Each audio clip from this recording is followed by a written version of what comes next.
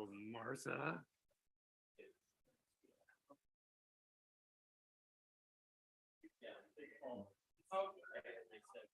Millie, tell me when you're ready. We'll get this baby rolling. I'm here. Exactly. Martha's made her entrance. You're on. Hello, everybody. I'd like to call this meeting of the New Shoreham Town Council to order. Today is Monday, March 20th, 2023. Right? No. Wrong day. Sorry. I opened the wrong agenda. Today is Tuesday, March 21st. It's 7 p.m. Eventually I'll get that right. And tonight is the second of several budget meetings. Tonight we're going to get a detailed review and of certain departments. And just so that I don't leave anyone off, thank you.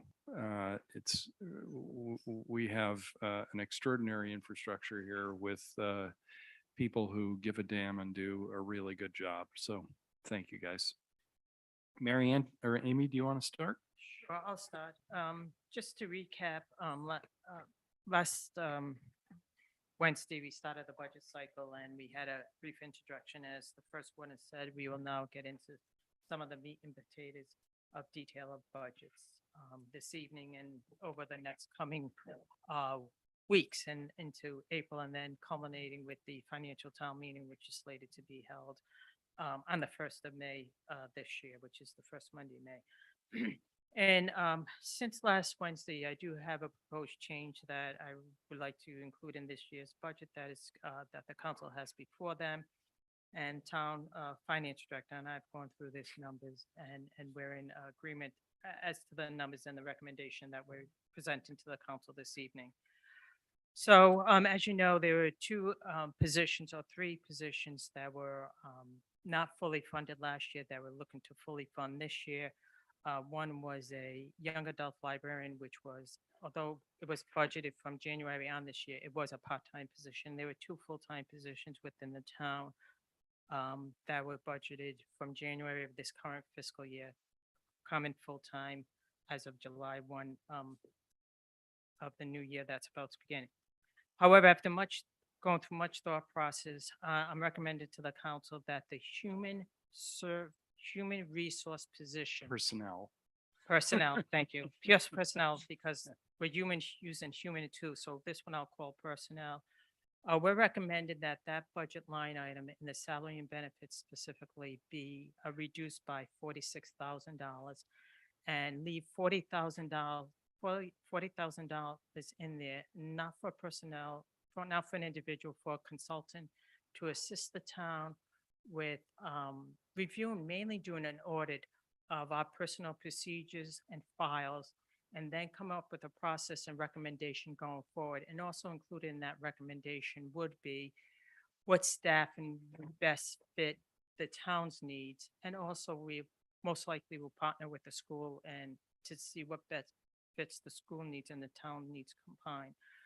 What I would like to do is reduce that budget, reduce that budget by 46,000 finance director, and I will do the specific line items at a later date. And then of that, reallocate $18,000 of funds from there to the human service department position. We're in the process of hiring that position. And as we were doing the interviews, I realized soon into the interviews that we probably had under budget the amount of the salary with that particular position, as well as the associated benefits, and it's true. So I would like to increase that particular department area salary and associated benefits by $18,000. That leaves a balance from the 46 and 18,000 to $28,000. And at this point, we'll leave that at the discretion of the town council as we go through this budget cycle to have the opportunity, if you would like to increase some budget line item as we go through that, or just leave it as a reduction of taxes. I would prefer that you reallocate that $28,000 somewhere in the budget. It's not going to have any impact on the actual taxes going forward. And that's all I have to say from an opening. Thank you. And from that standpoint, from there, we'll move forward. That makes, I think that thought process appeals to me. Any questions about that particular point, guys? So just to make sure, it's right now at, I believe, 60, right? And you're taking 46 out? So does that mean there's 14? We're taking a combination of 46 out of salary and related benefits. Okay. So the funds in there So it'll be to, remain of $40,000 strictly for the consultant. Keep in mind, when we say related benefits, we're talking health insurance, dental, retirement, FICA taxes. got it. So that's it'd be going to buried be- in other lines. Got Yeah, it, got it, so got it. we'll provide That's the that point. detail Yeah. when we, as we go through this budget hearing Great. workshop and we get the adjustments. Thank we'll you. Provide you with an. I was just trying to figure out adjustment. how that Yeah. lined up. Makes sense. Thank you. I Thank like you. the idea. I like the idea a lot. You still have the floor, Ms. Crawford. So we went through revenue side, so we go through revenue. Well, Well, no, That's- I don't think we're we're gonna all have set. another- I think that was a review. we understand what the document had for reference. Yeah. Yes. As the first one had stated, as with any budget cycle, we get together all the departments and we ask them to submit their budget. And as always, I have to compliment the department heads and also community service and other organizations, because it's not easy if budgeting is usually not your forte. And every year, they continue to be extremely thoughtful in their budget process and in their thought process. So at this point, if you want, we can start with town council. Slash that thing. The contingency is the only thing that's down. From No, the, there's from a the couple of line requested- items that we're increasing in that particular area. Obviously, there's salary associated with it. And then also, I'm on the just on the council. yep, town council, we're increasing the lobbyists. Originally, we were renegotiated down to $4,500 Oh, a okay, month, and we're fine, go increasing ahead. it to $500 a month. And we didn't have it fully budgeted last year, so that's why you're seeing an increase there. The grant writer, originally that was $6,500. We did grow for an RFQ on that. We will be conducting interviews in the near future. We're looking to increase that by the 11,500, 6,000, really $6,500 really would not get us very far. So we are increasing that item. Is this an okay time to ask a question about Yeah, that? I mean, if you, So one of the questions I have about this is whether this is a grant writer or a grant writer and seeker. You know, because there are two different types of consultants who do this work. so when we put the RFQ out, we put in there that they have to be the grant writer and the seeker at the same time. Great. So we have the same, hopefully, firm, both firms that bid on that. So would the be- way you envision it is. They'll go you- looking you and would- they'll do you the would- writing. You would say we have,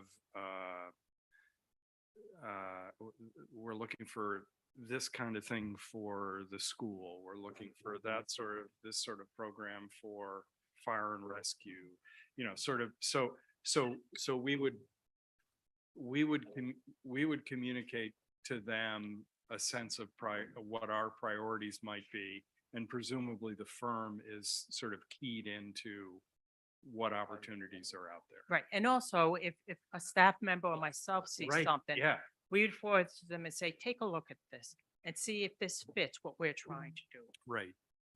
And hopefully they'll be familiar enough, and that'll be part of the vetting process of grant opportunities, especially as they relate to the infrastructure Sure. funding, because a lot of those have requirements, whether it's population requirements, location requirements, Mhm. income requirements. They have a lot of different requirements, Sure. and hopefully they'll be fully familiar with a lot of that. Great. And Yes, I And, am. and to build on that, is it a grant writer or are we looking for a third-party firm or either? The two responses we Thank you. got were firms. That, and so Mhm. basically I'm sort of making sure everybody knows this. It's a firm that does grant seeking and writing per your comment a minute ago. And they may do it for other towns, they may do it for other institutions, but when we sort of give that goal or that task of what we're looking for or what they identify, then they're working for us and that's the share that we pay for. Correct. Great. That makes, third party makes a lot more sense than having an individual here who sort of scratches and blends, but I like that a lot. Thank you.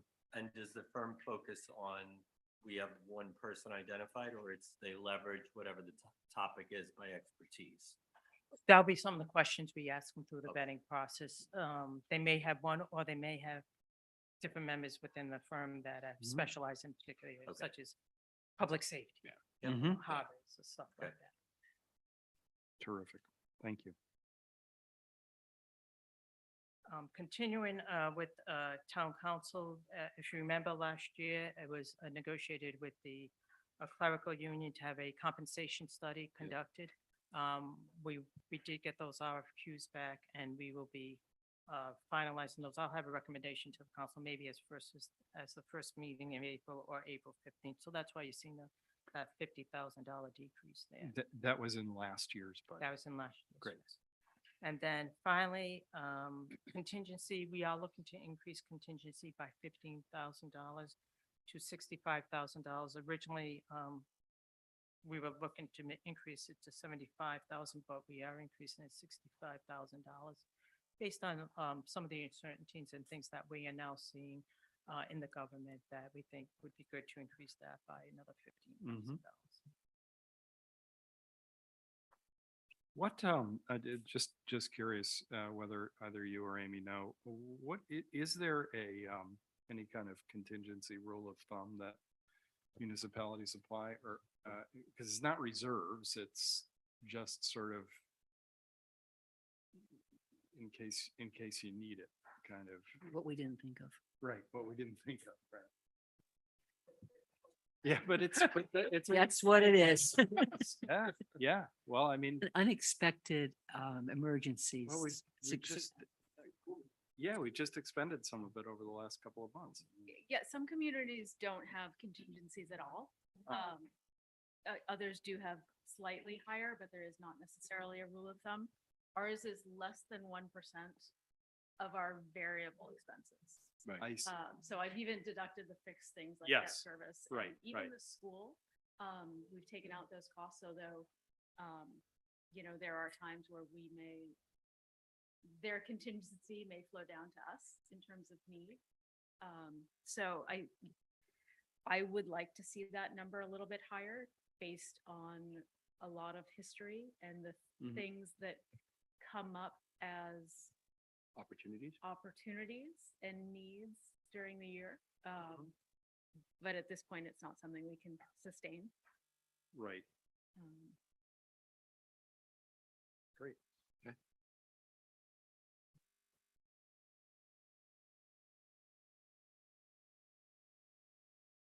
Go ahead. So the next two are litigation, legal litigation, what we have seen an increase in litigation within the community. And I don't mean that in a negative sense. It's just, I think what we're seeing, whether it's related to man use things, things of that nature. And also the solicitor line items were increasing by another $10,000 based on what we're seeing as a trend in recent years. I think that 210 is still running a little lower than what we've had seen in actuals going back to 21 and 20 in those years. I have to make a comment about this because I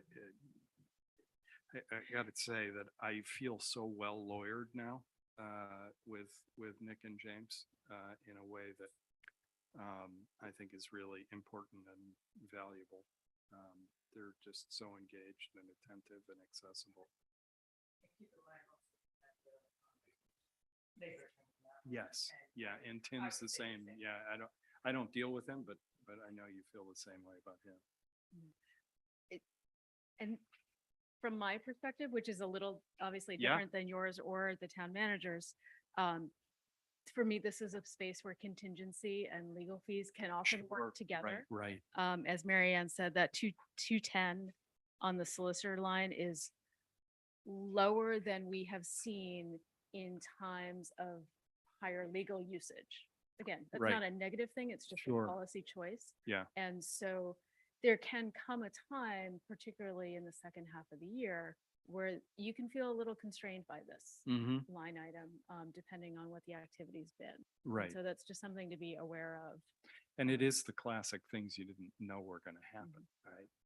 Where you have to, whatever, prepare a license action and all of a sudden, So, the It's balance expensive. between increasing it a little bit to accommodate expected usage without sinking dollars in there Right. that get buried and take them away from Sure. the rest of the budget. sure.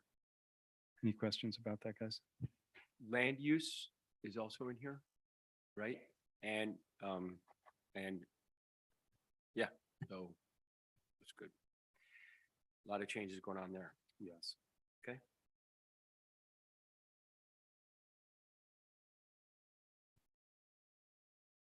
You gonna force is Millie gonna take us through the Yeah, town I clerk? think we'll take them, and then if you have questions. you should Oh, be we have questions. Go ahead. Sure, I'll step in and get started. it- And then in terms of general commentary, I think the one thing we would want to start with when talking about the town clerk's budget is that it was so refreshing to put this together and have a staffing program that was Yes, um, Absolutely.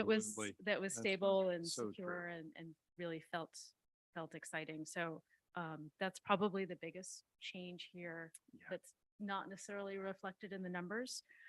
There's been a little bit of tweaking in one direction or another,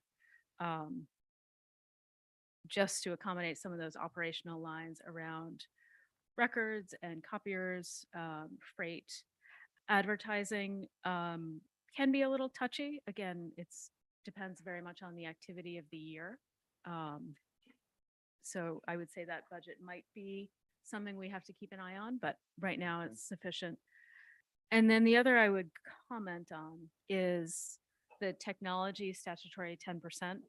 Yeah, I was gonna ask. about that. Looks like a significant decrease. It's not. It's that we used a lot of dollars in 22 and 23 to launch some records initiatives in the clerk's office. And now we're much more in a maintenance mode. There's still a lot of work to be done, but we're not doing that initial investment. So that's why it looks like a decrease. And most of those investments at this point are being offset by technology and historic records fee revenue. So there's a specific revenue and reserve fund associated with those that we're using to fund those projects. Right. So- What does statutory 10% mean? So Millie's going to tell us the exact calculation, but it is a state requirement that the Mhm. town collect and reserve fees for investments back into technology and Gotcha. record keeping. I understand.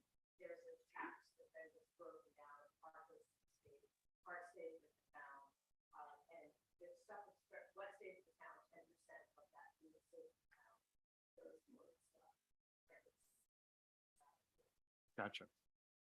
Gotcha. Is this what was in a separate fund? You still have a separate fund? Yes, I don't have the balances in front of me. I want to say the historic records fund is roughly 25,000 and the technology was running maybe 45,000. Yeah, thanks. Sam? Two questions. One on the related, I guess, the records microfilm restore line, which is up a bit, but a pretty high number. Where are we on that whole process? Just, I mean, it's a huge project that you've been leading, and I won't call it a nightmare, but No, this is one I'm excited about, so I'll come talk. don't worry, you can pay me later. No, so we've run out of space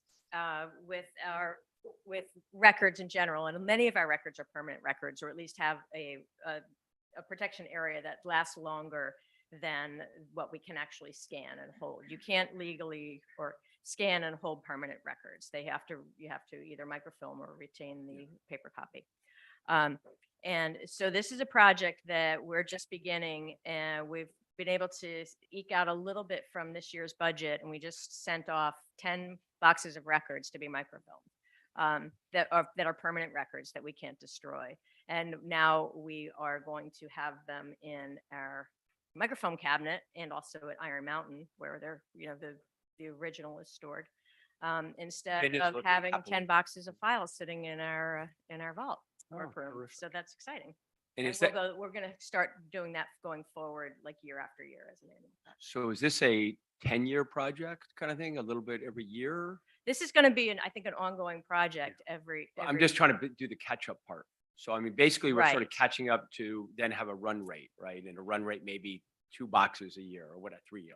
I can't speak to that. I think right now we're so behind Yeah. that we're going to try to squeeze out as many boxes a year, but I don't see that as being finite and being over in 10 years. Finance itself, I mean, if you walk around town hall and look in our offices, unfortunately, you see boxes and boxes Yeah. piled in corners in the ceiling, as well as if you were in the attic, we're now at max capacity with file boxes in the attic as well. So Before you go, the other question, if it's okay, on, I'll probably ask this to a lot of departments. Training, right now it's just up a little bit, like hardly a bit. Is that, especially now that we're fully staffed and yeah. having a new staff who are just Right. learning? Yeah, everything that I have asked for is included here. There is training. This is a pretty robust training budget. We are hopefully going to be sending two employees to the Clerks Institute this year. Good. Which, yeah, and that's a big fantastic deal. program. It's a 3-year program, and they would both be entering in as year one. So it isn't slim. Okay, thank you. You're welcome. I have to say, the vibe in the town clerk's office is extraordinary. And, what you've done there with, I think, choosing the right people and building a team is really impressive, Millie. Yeah, yeah. All right, next section, Marianne? So next, we're moving on to other general administration. And this is the particular area that I just recommended some changes to. There's a couple of items in here that have increased and the reason for the significant increase, like I stated, this line item will be decreased by about $26,000 and will be $28,000 and reallocating $26,000. Also associated in this line item is the other increases that you're seeing that are pretty significant is insurance. That's our property liability insurance. That we've seen that steadily increase in recent years. One of the things the trust has been doing is they came out, not just here, but everywhere. They did valuation of the properties. They identified properties, not just here, in communities that were not included on the insurance. So they have done that. They evaluated the properties. So the numbers and the amounts associated with that are more in line to what the actual replacement cost or repair cost will be associated with that. So we are not surprised by that increase. As you all know, we're part of the trust, which is a quasi-governmental agency, member-owned, that provides health, dental, as well as workers' comp, general liability, board insurance, and things of all those natures. They also handle OPEB. They have life insurance, so they have a lot there. So that increase is not expected. We're not surprised by that, and we've seen a steady increase in recent years in that particular area. The air management, we are seeing an increase there in that particular line item, and this should not surprise the council because at a recent meeting, we did ask to dip into the contingency because we did not have enough funds budgeted for dam management. There was a drop off in some of the requests for the tails in recent years, but now this past year, it did increase to amount that we had seen some years before. Great. So it'll be interesting to see what Dylan Ferrara has to say when he Mm. does come out and speak with us, because he'll have a lot more statistical information, not only here in Block Island, but statewide in that regard. And that pretty much sums up that particular area, which is called administration. And be happy to answer any questions that you may have in that area. One comment. This isn't a question. I think that we are being well served by our town manager's close affiliation with the trust. Mm. And we get a lot of information, and she relays a lot of feedback of things that have come to her as a member of the trust. That's the insurance. Right, and it's just very helpful to know we're not quite as alone as we always think we are in asking odd questions. Thank you for saying that. So true. Finance. Kristen? No. So we're on page 10 of the budget for anyone who's following along. And I don't have too much to add to the finance budget. We don't have any personnel or operating changes included here or recommended. Just some budgeting benefit shifts, but otherwise fairly steady. Great. And you've got a good team that's holding together well. We do. We also have now had a stable team for quite some time, and that Yeah. is nice not to think about on a daily basis. Yeah, I imagine. Feel very fortunate. Any questions about finance? Neil, Sam? Central dispatch, is that next? That It is. page is right? Yes. Yep, page 11. Great.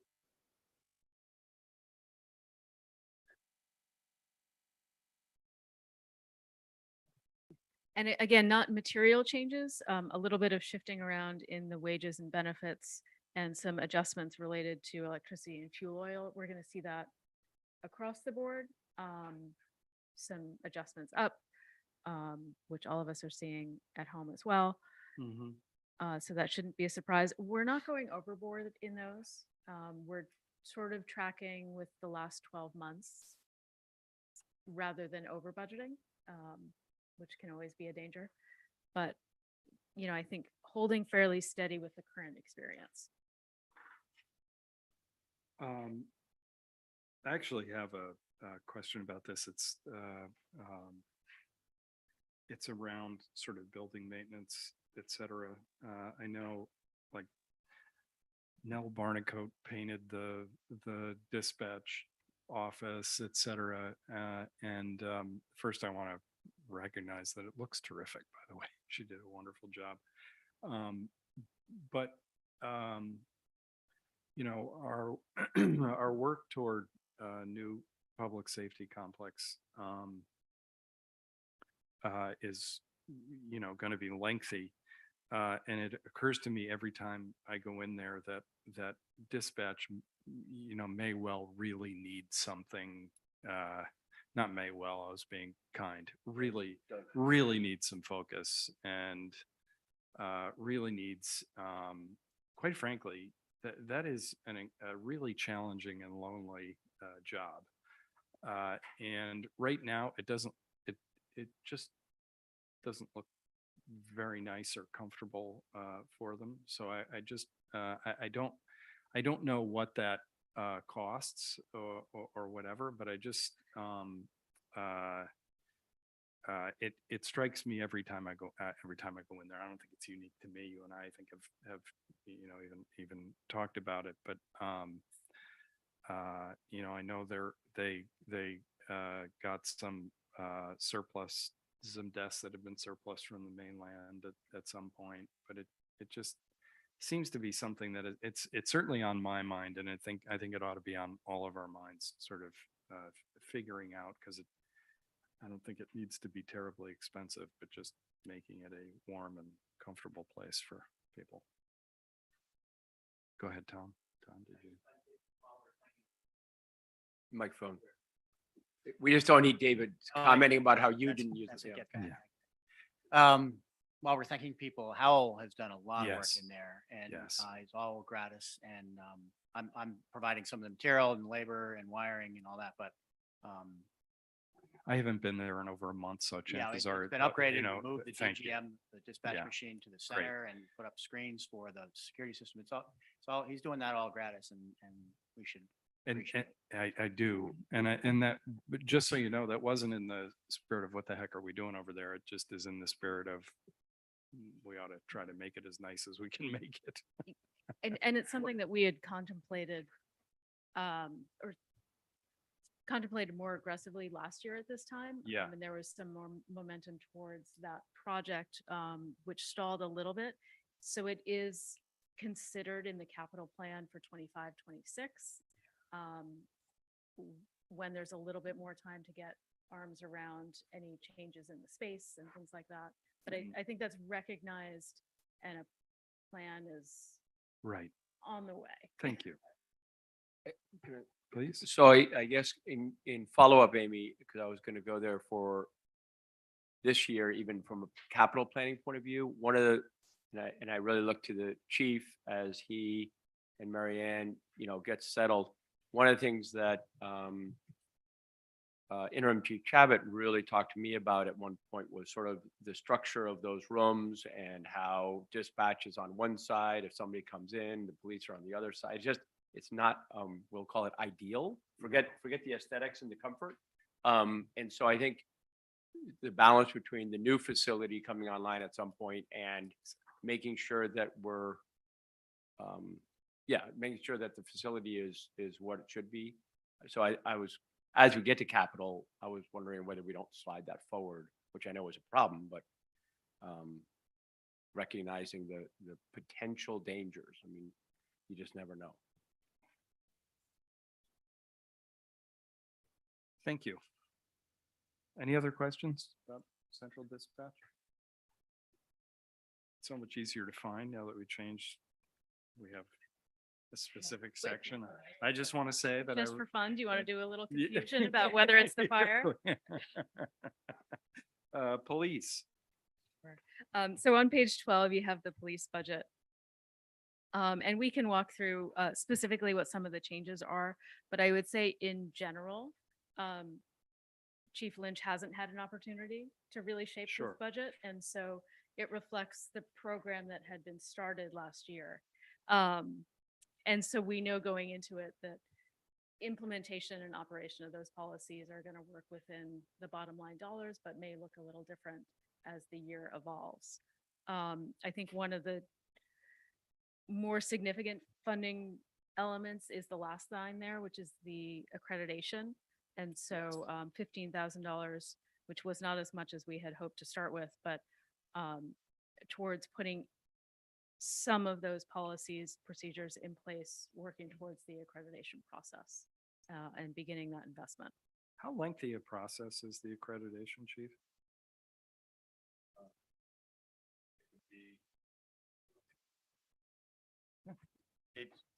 It's gonna be a couple years, Uh-huh. at least, could be up to 3 years depending on. Right. Uh-huh. And the up to 3 years is not unusual. Oh, if you're yeah. No, I talking- just, yeah, Yeah. that, I know that stuff takes a Yeah. while. Just want the general public to be aware that it's not unusual. to Three take is up. pretty standard, isn't it? Yeah. Across the board with whatever you're doing. Any questions about this? I guess I what know. was driving the decrease in the CSO? Yes. Is that an elimination of the number of people or? So I'll let the chief speak to that, but he, based on what he has in talking with staff, he's decided instead of doing 8 CSOs this year, he's dropped it down to 6.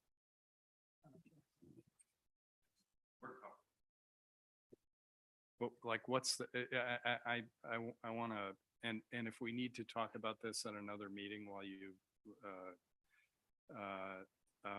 as you settle in, that CSO program has struck me as having value on a number of levels, including visibility for residents, sort of having a sense that there are people around doing stuff. That doesn't mean that they were the only ones doing stuff. It's just, when you wear a bright yellow t-shirt that says CSO and you see them you know, throughout the day. And I just, I guess, I would like to do a deeper dive into this, just, and it doesn't necessarily have to be tonight, but, to get a sense of, what we're losing, what, whether we're losing anything. You know, maybe it's, you know, what do I know about policing? But I will say that it is a program that has had pretty much universal, support and affection. So.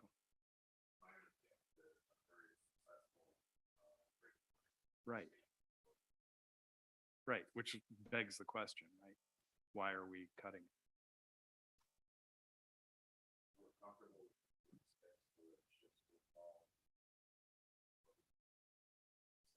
Yeah, we'll do a deeper dive on it, but I do want to flag it because I think, you know, I don't need to say anymore. Dear for me on this.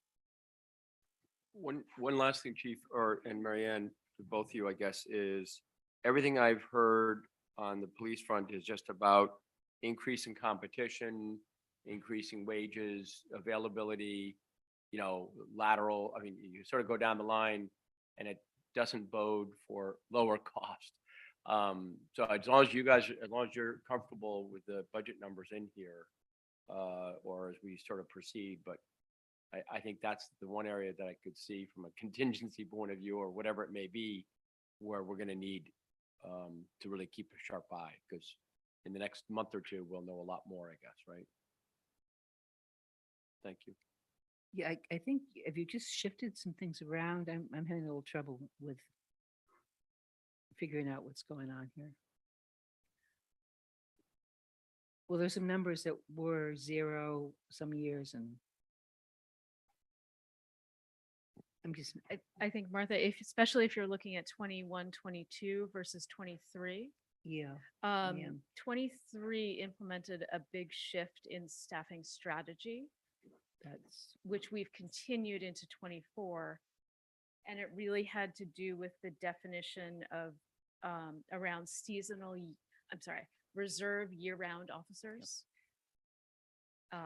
And so 23 implemented that, and we've carried those numbers forward.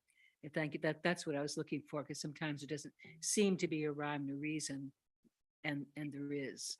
We just extract it because you work with it all the time. You think Right. we all know what you know, and we know. And we also, as a community, I think, have to have room in our heads for the notion that you need to settle in.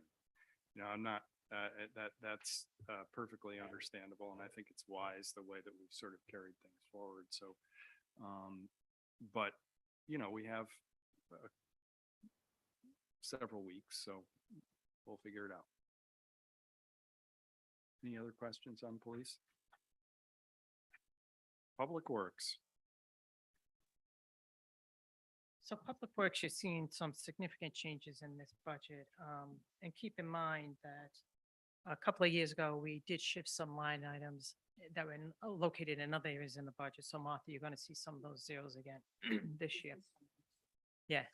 So what we've done is, and what I'll be bringing forward to the council at the April 19th meeting, possibly, I have someone who has a conflict and would like to be at that meeting, so we may not be able to do it there, is we're going back, if you remember correctly, last year, when we hired Matt Monahan, he also served as the DPW director.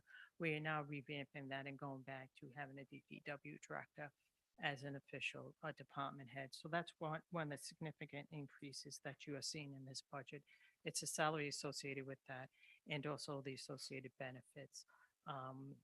Also in this budget, if you look at facilities maintenance, now that Tom has been on board for a couple of years now, 2.5 years, he's gotten into the maintenance of the facilities. And although we really would have loved to have that at his recommendation of 150,000 increase from 65, we went with the 109,000 that we do have there. As we provided you with the list of facilities that we maintain, there's some facilities that you just don't think of when Tom came to me and says, oh, by the way, I need to replace the windows near the restrooms down near Bimmy. I'm like, what restrooms? And I knew the Yeah, restrooms there, of course. but I didn't connect the dots that, these are all town facilities. Tom has also, which unfortunately, we weren't able to get through that this year, but in future years, we'll see that. He had a painting contractor come through and look at all the facilities and come up with the cost of what it costs to paint all the facilities. What we'll eventually do with that, and we'll probably start it next fiscal year, is start with a 3-year phase in. So by the 3rd and 4th year, it's more of a maintenance instead of an absolute painting, because we have, like a lot of other communities, we have done a lot of different maintenance, and it's now time to take a look at that and address that. So that line item, although we would like to see significantly high, we knew we couldn't get there this year. And I think that's about it with that particular line item. For those line items.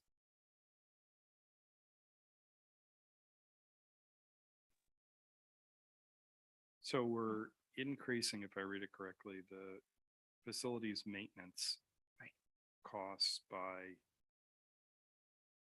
$44,000. $44,000. Gotcha.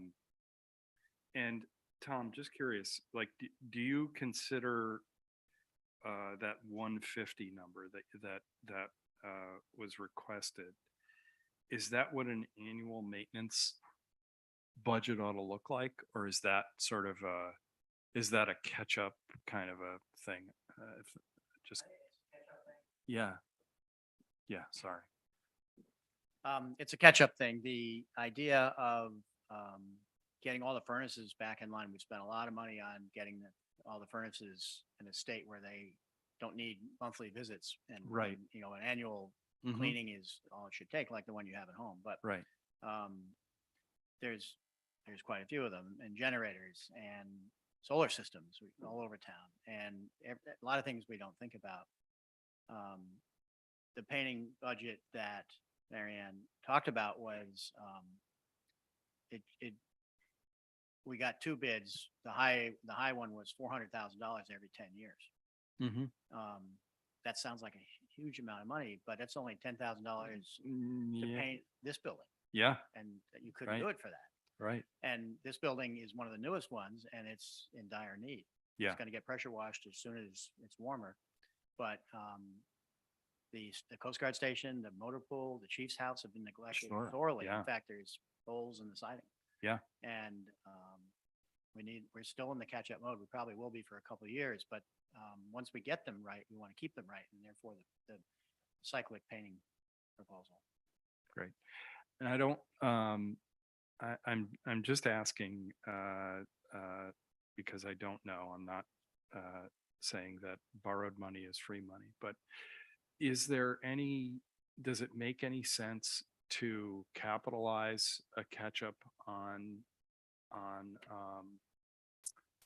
deferred maintenance?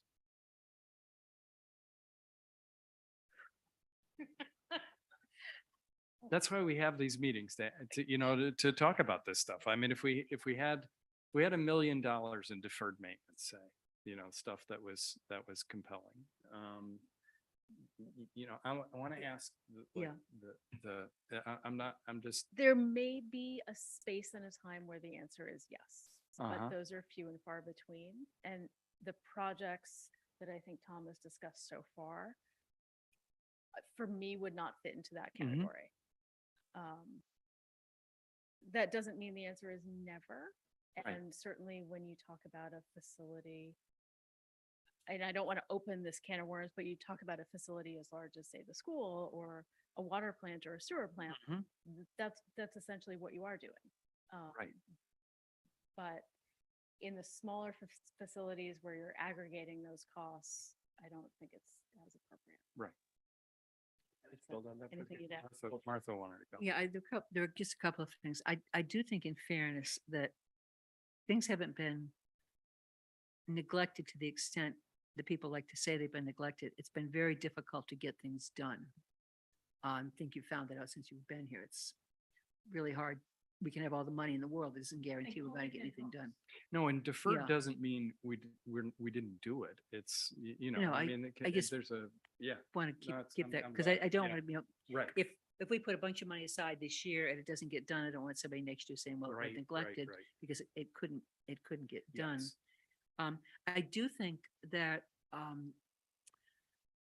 as far as public perception goes, there is probably a more value than we realize in really having easy access, memorization of how old our buildings are.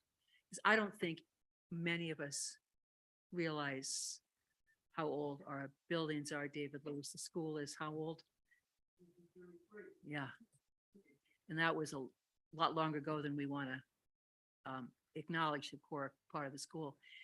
This building, we say it's a new building, but it was what, 20 years ago it was built, wasn't it? Mhm. Thereabouts. And I mean, the library is looking great right now, but that's, is that the first time it's been reshingled? I don't think it can be. Maybe do you know, Kristen? That building was 1971, The original building, and then it was 2002 was the renovation. the the big one. And there was another one in between, the smaller one.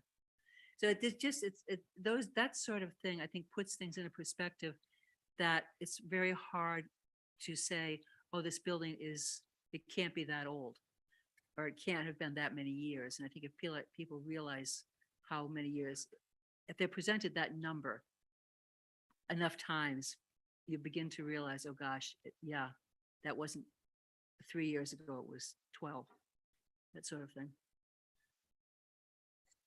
Amy, I know you're probably going to say no, but I wonder if the Coast Guard station isn't of that magnitude of deferred capitalization or deferred maintenance to capitalization. And yes, no, I'm talking about Yeah. doing it right, including wharf potentially, or, different parts of it. So I'm just saying I think that is that as a complex to me is my personal feeling is that is in serious need to make sure it's up to what we need it to be. And I think that's a great example in that it's not just catching up on deferred maintenance. It's also, it's code and it's an implementation of different programs, probably. And so that's one reason that maintenance has always been deferred, is not just because the dollars to do it were high, but what do you want to do when you go to Yes, open it up? Exactly. And I guess having been down That's this right. road and been on teams that have tried to decide that, I think as a group, and especially now with the announcements about DPW and with the town manager and the town council, I think we need to bring that to a rest and actually do something over the next year or two. At least I would really like to see that. It's one of the things that I think Mary Ann and Amy and Tom have been doing, which is really focusing on accelerating these kinds of investments and keeping track of them. And, I consider painting to be an investment in town facilities, for example. And it just, I'm very optimistic that, whether it's 150, 125 or 100, we're on a path, which I, what I mean, that's really important to me, because it's not, if we do this stuff episodically only when something's about to fall down, then we're throwing away money. Please. If I could, the Coast Guard complex is a very shiny target and deserves all that attention, but one that we very easily take for granted is the North Light. And I've met Yes. with the committee there a couple times, and we're struggling to prioritize the criticality of some repairs. Second floor windows would be great, but they're cracked roof plates on the tower that if we Right. don't fix them now, we'll be replacing that tower very soon. And Robbie is working with Abcor, who did the renovations at the Southeast Light, to do the most critical items just to keep it Yes. standing. Right. And yet we're focusing on that, and yet we're disregarding the baseline, which is to get proper windows in there and keep the solar system is done. The generator is on its last legs. Yeah. We have some very important targets there too, but we also easily take it for granted. So last year, if I recall correctly, we actually moved things around to put, I think, $50,000 in North Light, which I know was. Right. And we're in the we third, did. we're in the, We did. we're almost in the fourth Um, quarter now and we haven't spent that yet. So Right, and I I'm- need to get on them to do that. Okay, great. Or they I need- wasn't I need to sure, focus. I wasn't sure whether the plan was No, 50 it's grand. here. if you look 50 at it. grand is not, But you know. We it's a- actually split it. So we did some this year, current Right. year, and we then said some next year. Right, And so the budget's actually high next year right, on a capital plan. I haven't Right. looked at it, but we split that right, and right. we're- But we haven't spent the money that we allocated for Correct. this fiscal year yet. We have eyes on target, but not. Right, not- gotcha. Terrific, contracts. thank you. Sorry to devolve into that. Are there any other questions about this section of the budget? It's an important one. No? Just as a bigger context item, on page 14, which is the last line in Public Works, equipment vehicle lease. There's a large increase. It's really a 1-year bump. There's been a shift over the last 18 months to 2 years, obviously, in our plans relative to lease versus purchase of vehicles. Yeah, And so while we had contemplated, this is specific to, I think a 350 dump truck. While we had contemplated leasing that, by the time, I believe it was canceled and then had to be resourced, yes, the lease terms were just it's crazy. unacceptable. Yeah. And so, given the timing it also takes for delivery now of a vehicle, we are able to budget in 24 the balance of the full purchase. So that's sort of a little bit of a 1 to 2 year spike, as opposed to the intended lease over several years, which would probably have been a 5-year. So just a little context, and we're gonna have to go through that adjustment with other vehicles throughout the budget. I had the great pleasure to be with Mike Shea right after he got the email from Ford that they just decided to cancel orders. Last thing, Amy, is the tippy cans, that's the berm element of it. And so there's roughly $40,000 a year on average. Because most of those are being funded through whether it's tourism count, new tippy cans. So is that being included in that rate as cans are added?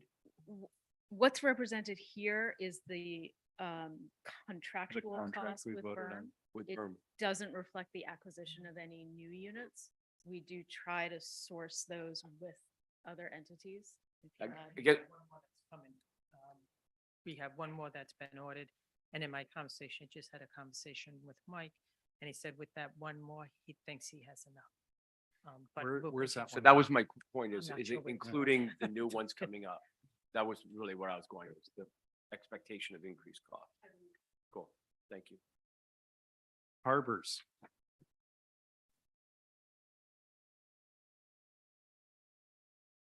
Hobbits, I'll get into this, and then Kate is joining us at the table, and she's more than welcome to help us with the dialogue. Hobbit's budget has not increased significantly this year. There are a couple items that we are looking to take care of this year. If you look at, we have the salary increases and then a reallocation of a harbor assistant into salary of the wages. The maintenance in particular of mooring, we've seen an increase of materials and also the replacement of moorings. The $20,000 you're seeing in the vehicle is for a new trailer. And then finally, dredging. We do dredging in Old Harbor. There's a need to get some dredging done in New Harbor in the channel area, so we're looking to get that done this year. And I don't know if Kate wants to add anything with her budget at this time. I have a question. I ask this every year. I can't remember.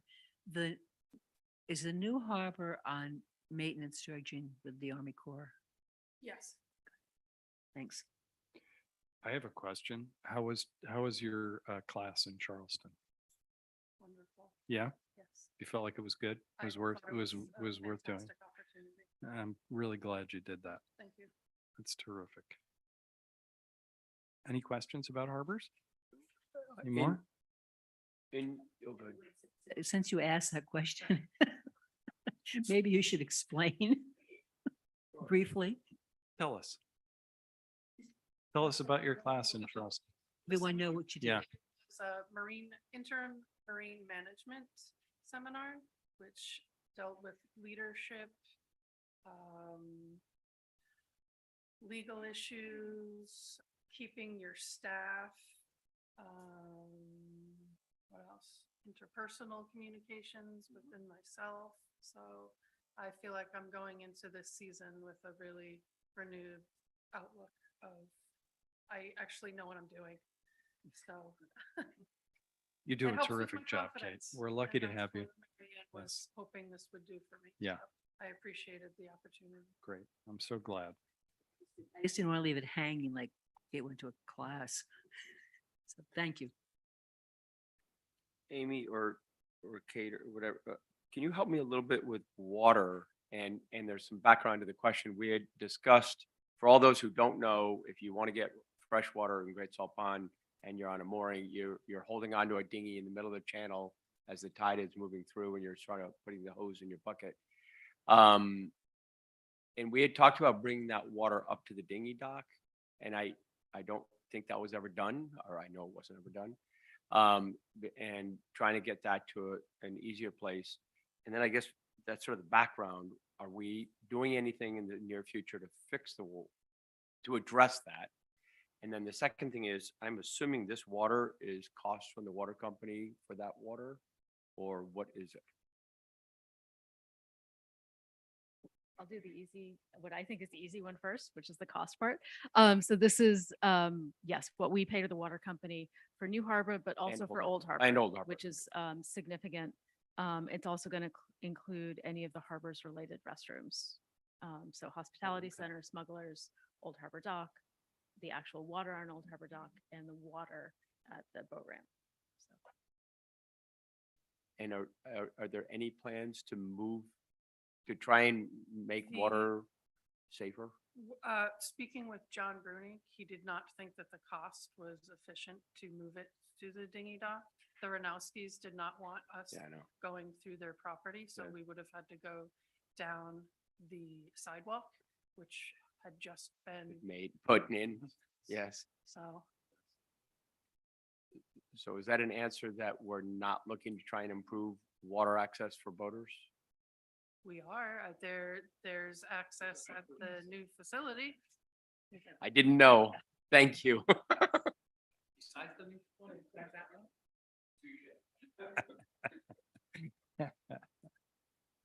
Thank you, Kate. Building official.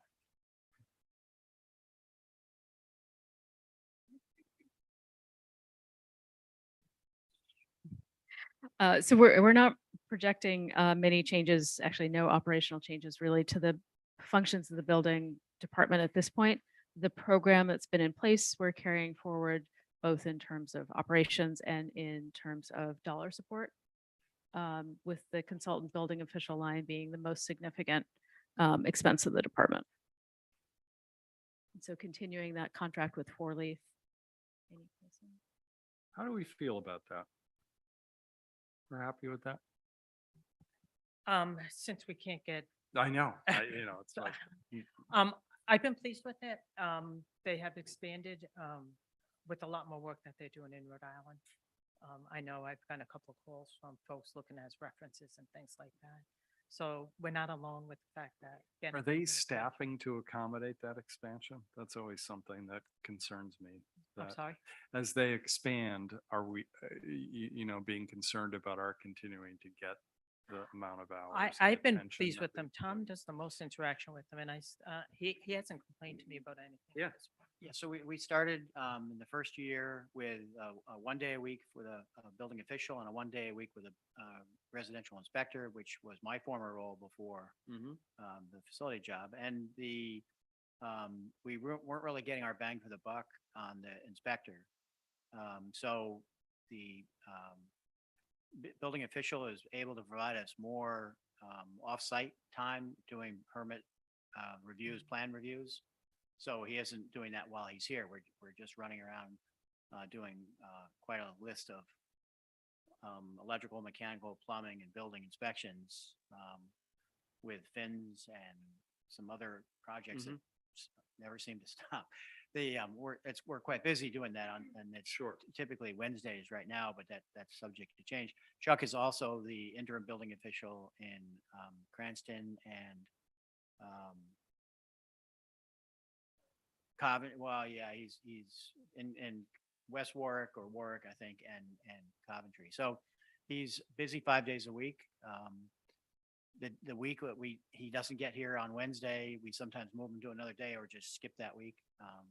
For tomorrow, I think we have about 9 inspections to do, and we had to get things back under control. One project in town, and we're meeting with the GC tomorrow to rein that in. So Right. I think it's working. I think it requires a little bit of facilitating the other 4 days of the week for people that come in and need something.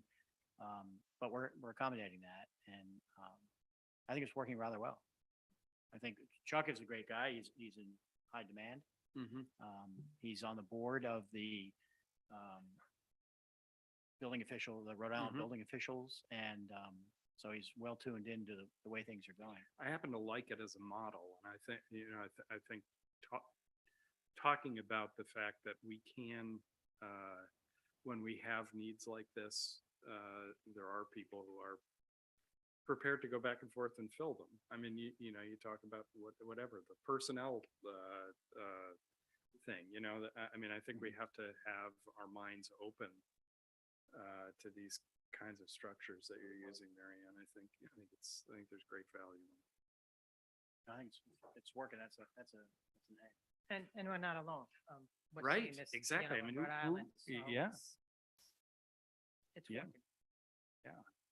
I have a broader question, and because we've talked about this before, and it's not a Block Island problem, which is nice to hear. But it seems to be such a statewide problem.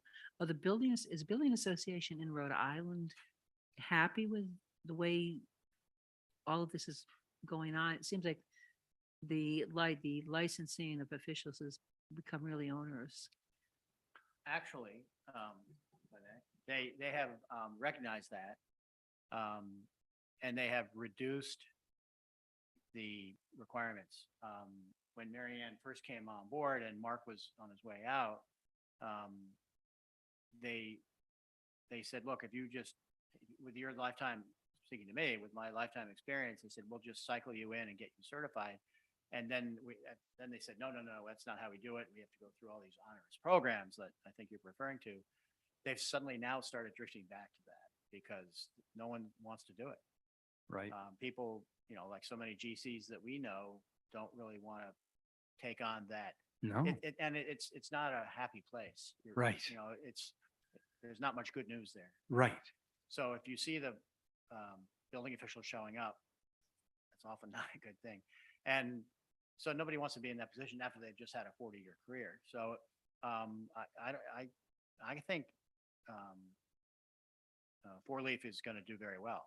And they're branching into other services now, whether it's sanitary inspection and other things, so that they can provide these municipalities the services they need. And Sure. and they're pooling people that are retired that do want to work. So Mhm. it's actually a great resource for the retirees and a great resource for us. So Sure. they find themselves in a good place. Great if they could get a local retiree who wanted to work. Recreation. So David, as always, comes through with the budget where you have to kind of work with them a little bit and say, David, I think we would like to increase this particular line item. What do you think? And he's like, yeah, maybe we should. And so as you can see, the increases that he has proposed in here, they're very slight increases. And most of these adjustments are for seasonal employees so that we can be competitive with the mainland. Lifeguards are really important folks that we need to have at our beaches. And, with the compensation that we've bumped it up in the last couple of Sure. years. Yeah. And also the housing that they have which they pay for. Don't get me wrong, at the Coast Guard, and what was done a few years ago at the beach where they put those dorm Mhm. rooms on either side has been helpful. So his budget is just increasing his salaries ever so slightly to continue to be competitive and get lifeguards to come out here for the summer. How's Neil on the pickleball court? Is he nice to everybody or?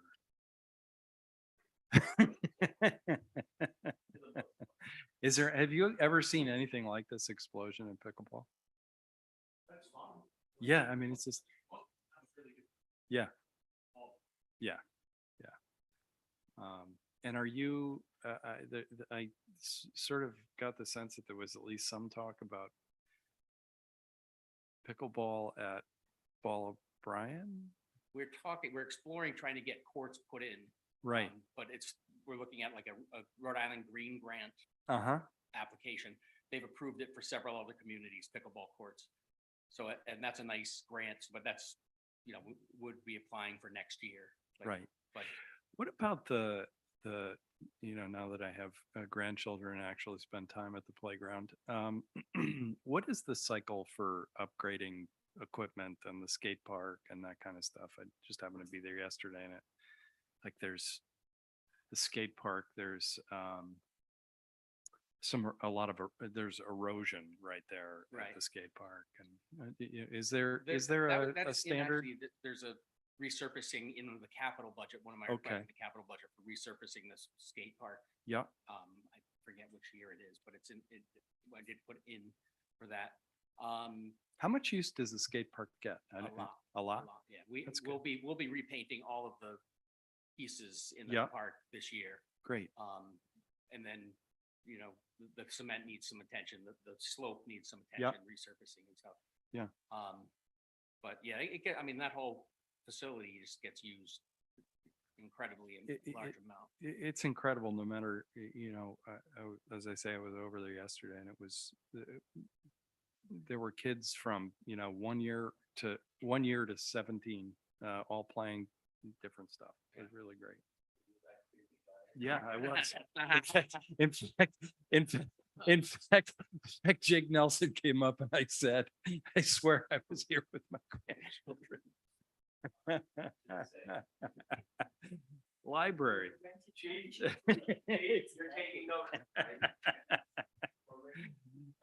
Library.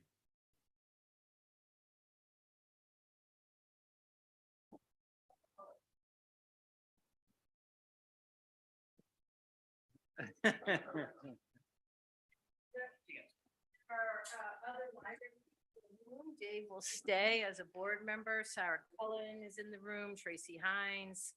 I thank them for their support. You want me to just start? Women to my right? Yeah. Okay. We went to department head meeting last week and Mary Ann said, y'all basically got what you asked for. And sure enough, I got what I asked for. So I'm very happy about that. And You repeat that again? yeah. I know, she said, you got what you asked for. And look at that, we got what we asked for. Sorry, again? Yeah, it's great. We're happy to continue to provide excellent library service to this town. We do it with this budget and our friends group and the trustee money. So, we piece it all together. I'll just give you a couple fun facts. You can see that we didn't spend any money on training, although we always budget for training. And just so you know, that's because when we are picked, we are juried to present at a library conference, we go in for free. So when you see that we didn't spend any money on training, it's because we presented at that conference and got free entrance, which is a pretty cool thing. That was a goal for us for many years to share what we do best across the state, and we're doing that consistently. So that's fun. Amy and I will have a discussion, this week, and maybe she can tell you now, but I don't think I'm getting an 8.2% raise. I think my budget for 23 is not correct. Because this shows up in a couple different wages throughout the budget. I do want to clarify, there are some instances where it's not that it was not correct, but that the budget for 23 might have been set before an increase or a different increase was ultimately adopted. So I think in this case, it was a combination of a 3% and a 5%, and the fiscal year 23 number does not reflect the actual 23 adopted. I was actually wondering that in Yeah, Harbors. and where that fe- it looks like Kate's. Kate, it actually looks like it goes down. it goes That, down, that was actually an error. That one is just wrong, my error. Kate is paid correctly and has been adjusted upwards It's appropriately. not the face she's making. Ryan. Yeah, I know. I'm like, what? Yeah, she's good. Yeah, she's- Thank you, Amy. Yes. That's, yeah, it's a weird perception, right? What else? Well, I could wax on about libraries. I'm happy to answer questions. It's interesting to me, books go up in costs, but we stay current there, across the board even. Magazines go up in cost, but less are printed. That's why that Yes. one can, yeah, that's very interesting number. That's why that one can stay consistent across the board. Less of them, but more costly. We know DVD, audio visual materials are going to go down with broadband and streaming TV and streaming movies. We keep our eye on that. We have a equipment maintenance in that line is about the elevator. We have a new elevator company that that Tom is working with and we're working with. I think that number is a good number for that elevator company. Very, very new to us. So let's hope. What else can we talk about? The building looks beautiful. Well, it's not Capitol tonight. Yeah. That doesn't care. That's great. Hey, The building looks If it beautiful. makes your staff happier, it makes the public happier. It looks great. The building looks great. To your point earlier this evening, it was over 20 years since, and it needed it. There were sides that needed it more than others. We're happy that the whole thing got done as it did. We're happy that the scaffolding came down today on the side entrance. Nobody's walking under that anymore. We're down to 4 windows left, which translate to like 16 because they're all in pieces, but it's really 4 spots. That's very exciting. And yeah, we're really pleased and grateful. It looks great. Terrific. Yeah. Thank you for Yeah, everything. and I you do. think it'll be warm. I think it's going to be warmer. Yeah, it's going to, help us in all kinds of ways that are, all those unintended consequences. Well, no, it's not cold, but I just mean efficient. I didn't mean warmer. I meant efficient. Yeah, it'll be efficient. And one thing here that you don't see in the budget is the amount to the Friends contribute and the way all the dollars sort of come in. Yeah. And I'd like to thank them and everybody because I think it is a For community. sure. It is a community effort. For sure. Yeah, it is a community effort and, they have a task to finish that window project, right? They're going to film the windows.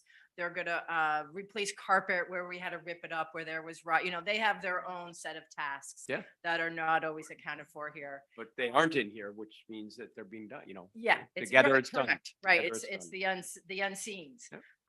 And Tom here is saying, and not note, we should also recognize Champlin has funded that project. Yeah. Yeah. And there have been private donations. So, when we look at those library dollars, and we're going to have a really big announcement next week. Stay tuned. Thing that I wrote. Don't about. worry, you can come to the next week's budget. It's 12 o'clock. I have, at I Monday. was told it was embargoed news. Oh, So fabulous. I can't say much. That's But great we stuff. are, we're No, we're don't- thankful for every dollar, every idea, every hour that someone spends with us, every volunteer, it all adds up. Perfect. Thank you. Thank you. Wonderful. Thank you, Kristen. You're welcome. GIS technology.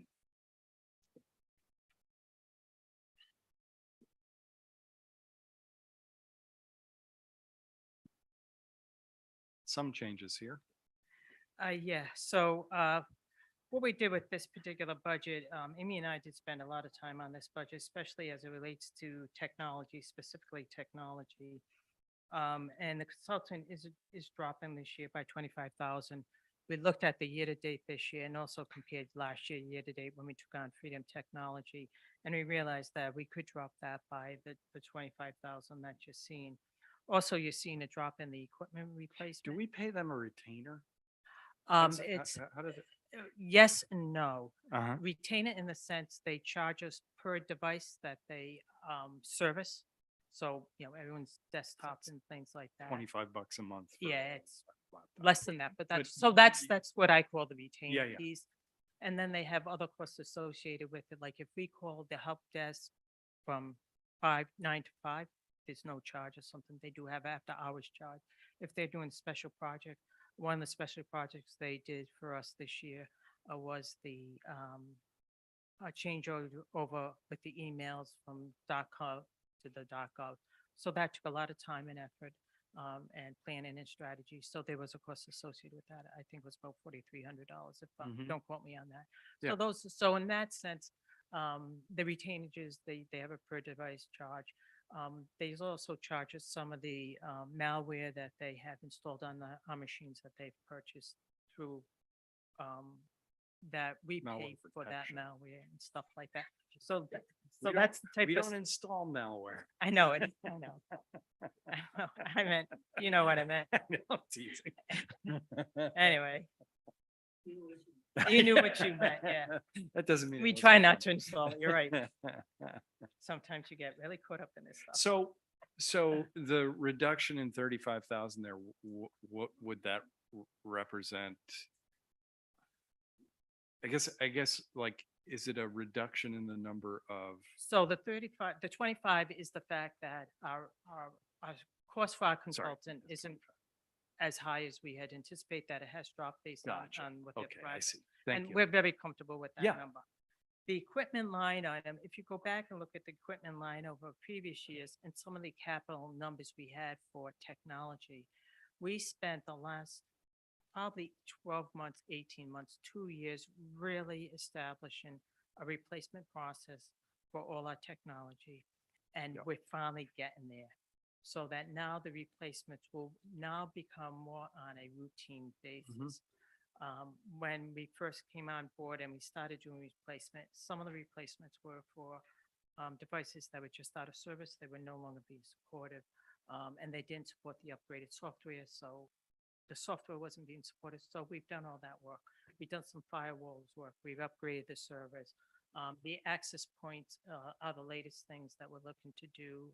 And we installed some that were here and we're looking to update those also. So the technology, we're finally getting there.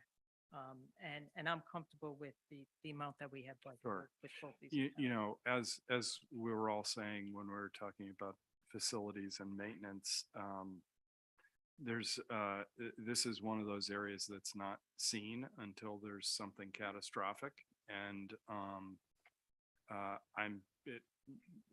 it's really great that we are on a path with a plan. So thank you for that. Any questions about technology? Martha, do you have any questions about software upgrades or anything like that?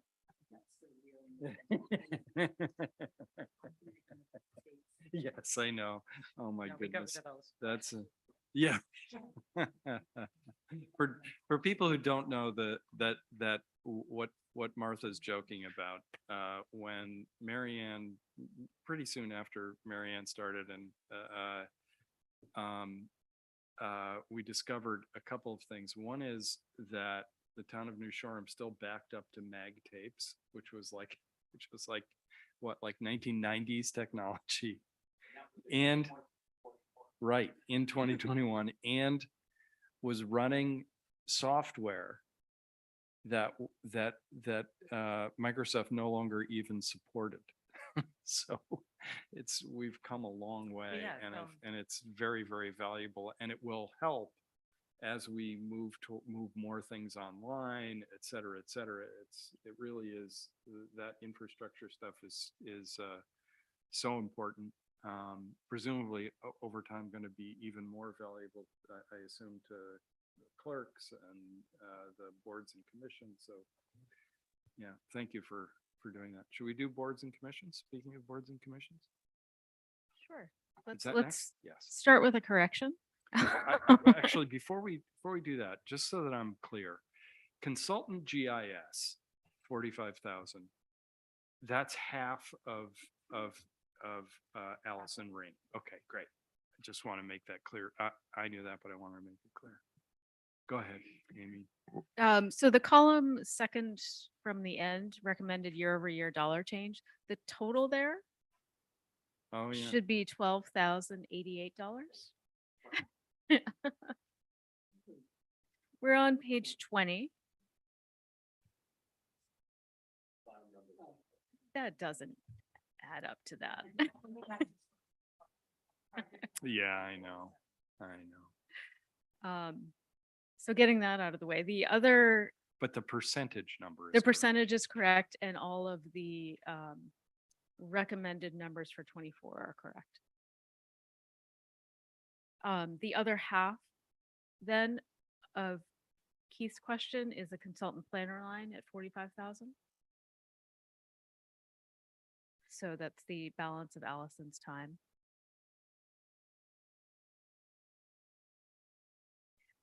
There's a little bump up there in the recorder for the zoning board. You know, we take an average. It depends, obviously, how many meetings there are and when the recorder's needed. But otherwise, we don't have material changes. What is this Northlight maintenance line? But I thought Robbie was salary.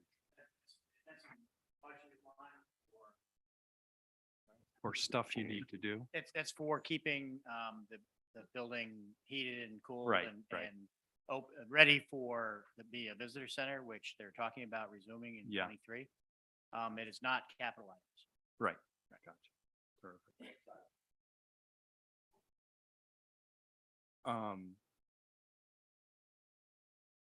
Okay, great. That's not a budget question. I do have some land use and zoning enforcement stuff, but we'll do that another time. Well, North Light though, I think is, so they are looking at getting it open again. I said they. Okay, it would really, I don't want to speak for them. okay, so. The representation in terms of their budget submittal was an indication that they intended to be open for the summer. So we have funded it that way. That, which means they're gonna be looking for somebody to run it. So I'm just trying to get that out if that's gonna be happening. And a way to get them out there. And it's a, what happened to the old truck? Did that finally die like 6 years ago or something? 10 years ago, probably. Well, it still runs, but it's not. I wouldn't take it on the beach. Yeah, the old plum. It's an O2. I just think it's such an extraordinary asset to the town and, I know the numbers on the Southeast Light, once we got it open again, just skyrocketed and I think they would at the North Light too. Can I just say it would be my fond hope, and I think Tom and Marianne, who've worked on this along with me, is that there presumably will be money for the preservation of historic buildings from the wind farm projects. And I've always sort of harbored a hope that that would really help to get some things done there. One can only hope.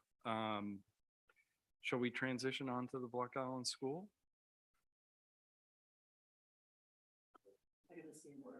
We're doing that next week. Yeah. Yes. Jess, are you coming up or no? Jess, you are always welcome up here. Oh, okay. Okay.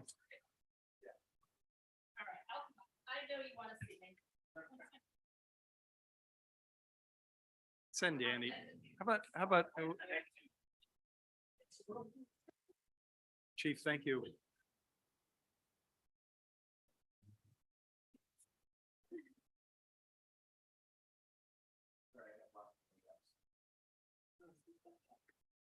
In fact, I could be provided some. This one. Yeah, so, good evening, and thank you for the opportunity to present the new storm to light up. Yeah, oh, no, it isn't. Thank you. Thank you so much. Good evening, and thank you for the opportunity to present the New Shoreham School Department fiscal year 24 budget request.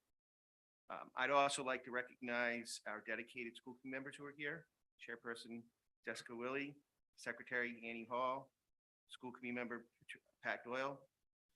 We also have some educational supporters here. We have Tracy Hines, who's been on the school improvement team for years and coaches many of our sports. And Joanne Warfel has been an amazing help in, helping us to understand our MLL services from her years of experience as an educator in the school. And of course, our amazing colleague Melanie Reeves is here with us today as well, as our finance director. I'd also like to thank everybody at the table, and just let the town council know that your department heads are well led by your town manager, and they've all been an incredible help to the school department. I really thank everybody that was sitting at this table before we got up. So with all that said, tonight we brought this budget book to provide you with the detailed information about the budget process and about the final request. I'd like to start on page 1. And I always like to start with our accolades, because this is an amazing school district. It really is. So if you look on this first page where you see the picture of the electric bus, you'll see an electric bus, and New Shoreham is one of the first districts in Rhode Island this year to have an electric bus. We are realizing reduced fuel costs. The state-of-art charging system that we have will work with the Block Island Utility District on a pilot cost-shaving program, which actually could further reduce costs for the school department. And most importantly, we are doing our part to make a cleaner environment at the Block Island School and on the island. Also, if you look at the next picture, it's actually a picture of a scoreboard, and it talks about grants that we've been able to procure. Doesn't seem like a big deal. Let me tell you. It was a big upgrade. Yeah. So it was a big upgrade. And this year, our athletic director was hard at work writing grants, and he wrote about 6 grants that totaled approximately $30,000.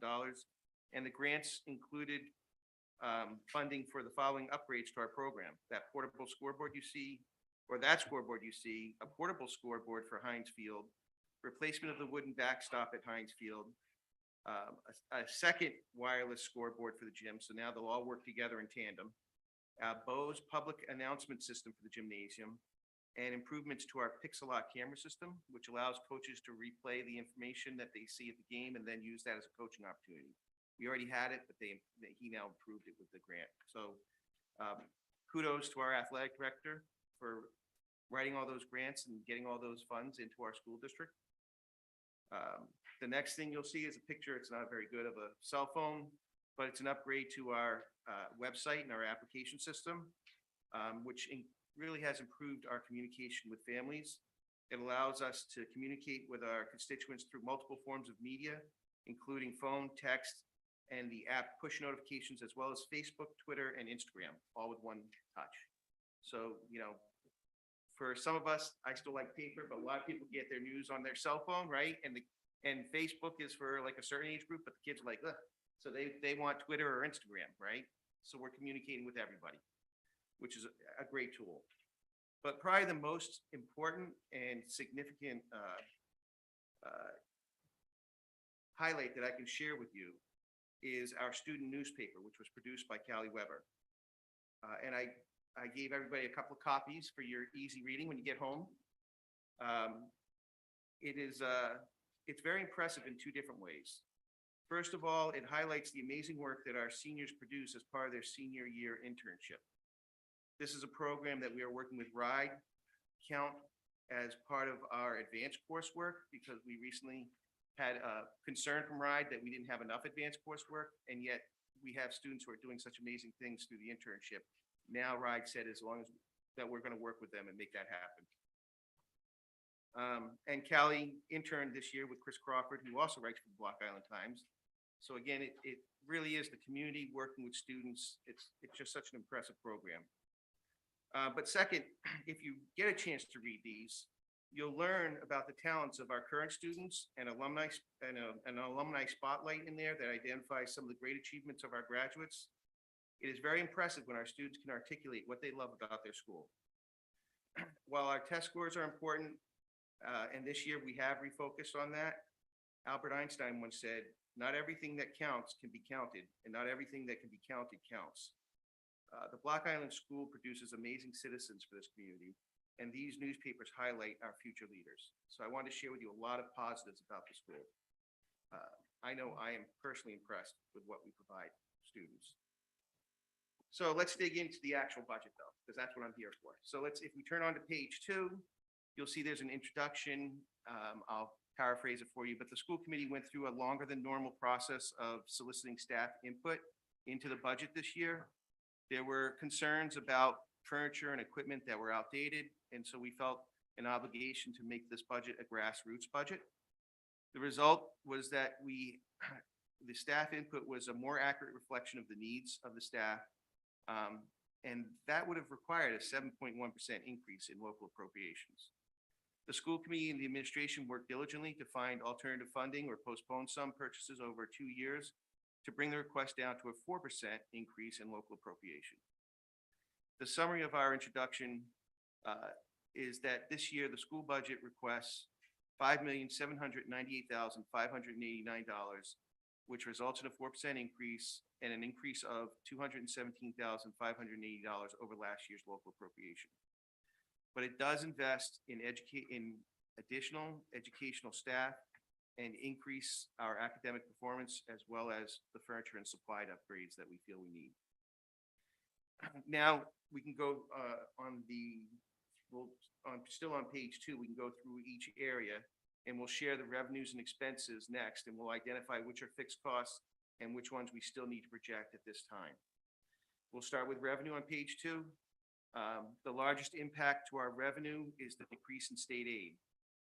Based on the Rhode Island funding formula, the 3 main factors affecting our state aid are the core instruction calculation, which is funding based on enrollment. And unfortunately, after COVID, our enrollment significantly dropped.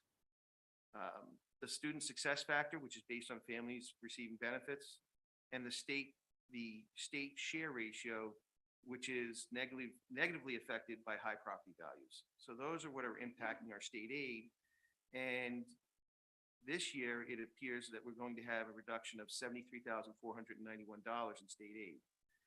And by the way, even at that, it would have been worse, but they did add a temporary enrollment assistance this year of about $60,507. So technically, the reduction could have been $133,998, which would have been unfathomable. We do have to keep in mind, though, that if they put that buffer in this year, well, we have to keep in mind that if they put that's a structural problem for next year. So Yes. I'm already giving you the warning for next year. Yes. I know. Yeah. Yeah, state aid is a challenge for us. So, but it is what it is, and at least we're projecting this at this point. Unfortunately, the state aid will probably not be confirmed until late May or June, and at that point, we'll have a fixed number. At this point, it's still projections, but it's based on the governor's recommendation. On page 3, there's a chart about federal grants. And on that chart, we don't have our actual allocations yet for the year, so these are really just estimates from the past. And this is how we would use the funding based on the estimates. So we really don't have, it's not a fixed cost at this point. If we flip over to the next page, page 4, you'll see expenditures by department. And on page 4 of that chart, there were significant shifts in staffing last year. Those shifts included some salary changes as well as significant number of retirees, which increased severance payments in some of the categories. And so that impacted these categories a little differently. And if you had questions about this chart, I'd be glad to answer them right now. Or if you'd like, I could just move on, then we can come back to it. It's up to you. I think you always have to address sort of the numbers that look big. Yep.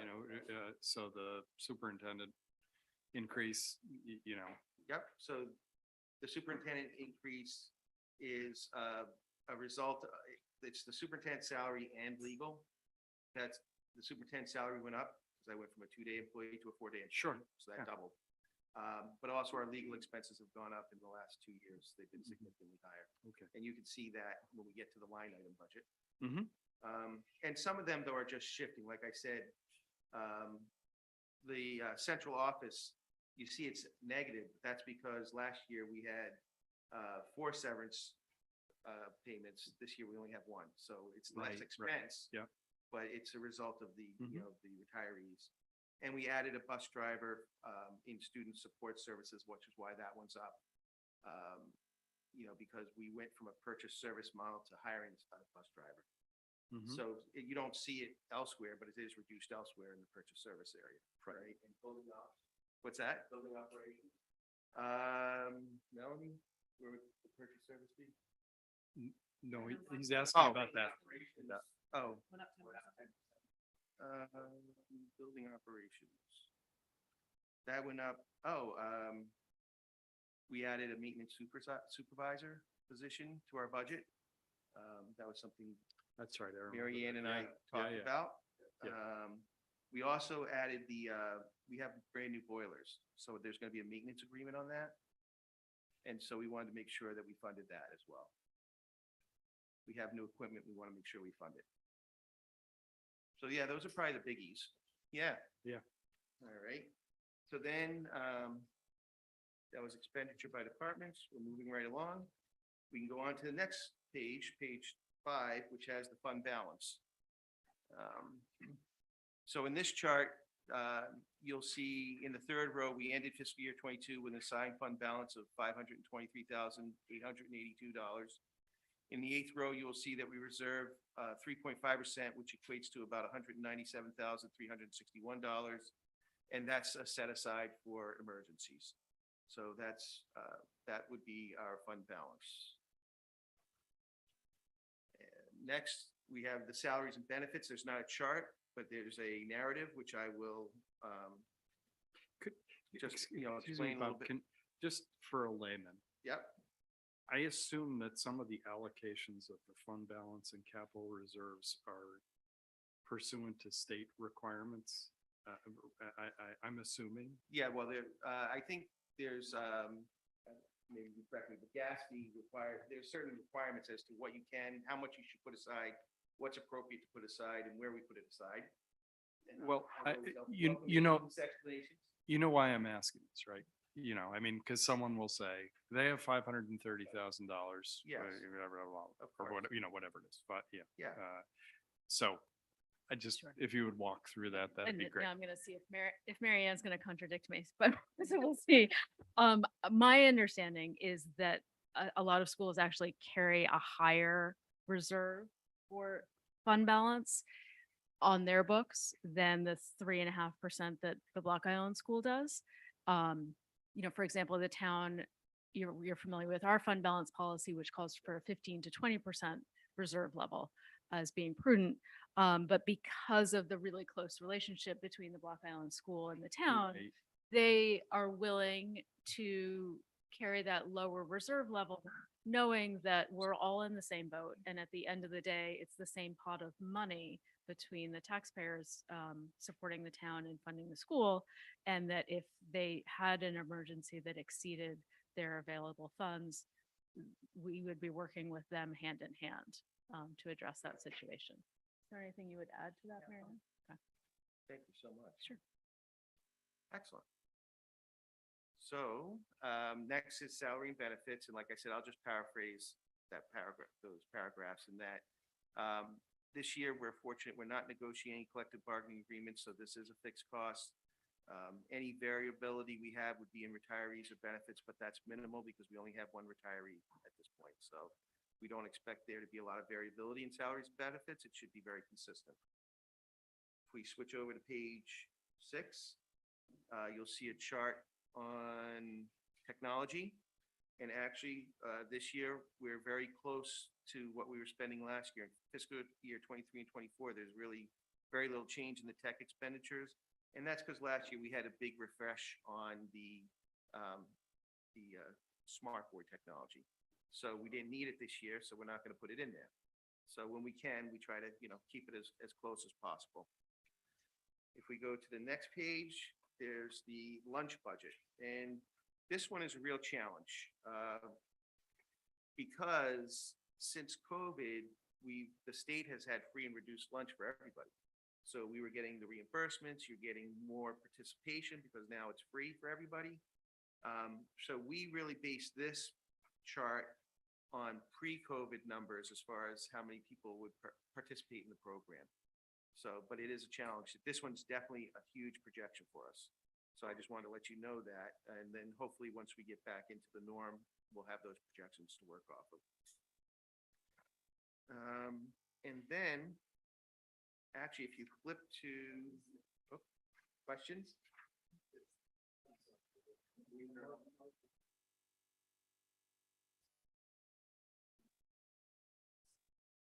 Oh, yeah. Yeah. Understandable.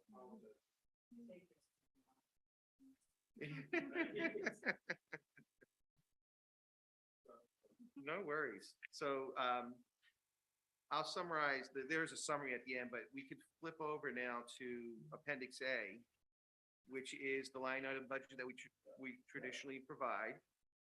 And if you'd like to ask questions, or if you'd like me to hit the highlights of some of the higher numbers, we can go either, whatever works for you. But we can go through that, and then we'll go through Appendix B and Appendix C. Okay. So for a lot of people, 45,200 is the fund transfer in from our OPEB trust. People don't really, we have a trust that helps to pay those retirement benefits. So that's why that is actually a transfer in from our trust. But we're pretty fortunate to have an OPEB trust. A lot of districts aren't in as good shape as we are. So that's, again, shows that kind of prudence. 51,201 is the regular overtime. And so that turned out to be a CBA requirement that we didn't know we weren't following, quite frankly. And so now it's just a little bit more expensive for the overtime that we get. Then we actually have a negative 47,000 in sick payoff and non-severance.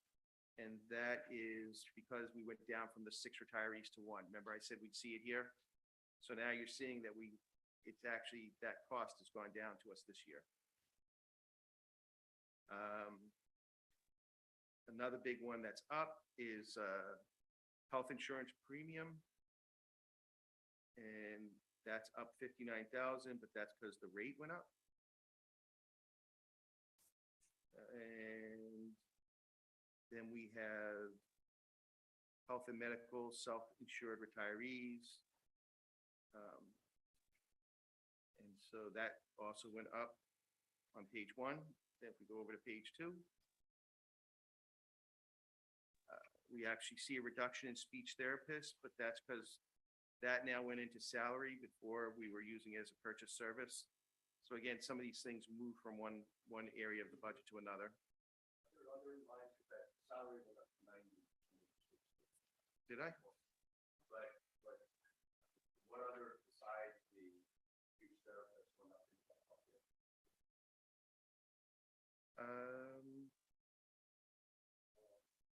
Oh, I'm sorry, calling in line of.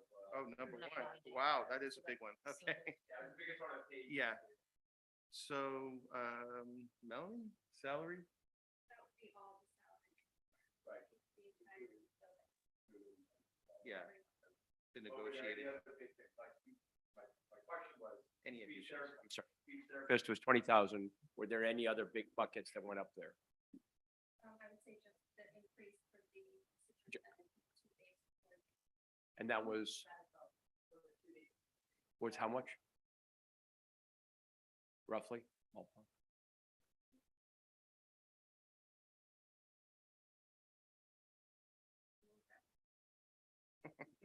Take your time. And we actually had a reduction. Thank you.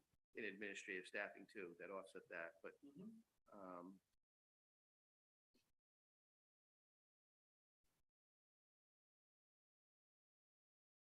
so while Yeah.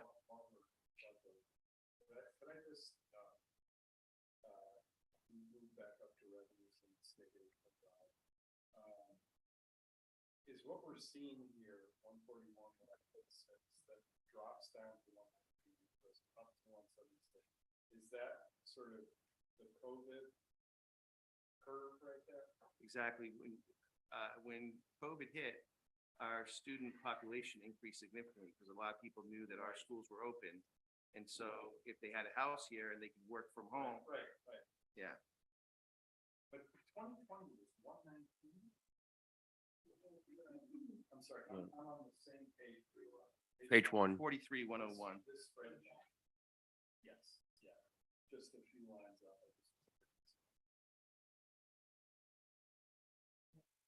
So state aid for 20, State aid, we do in fact, state aid, correct? I'm just trying to understand.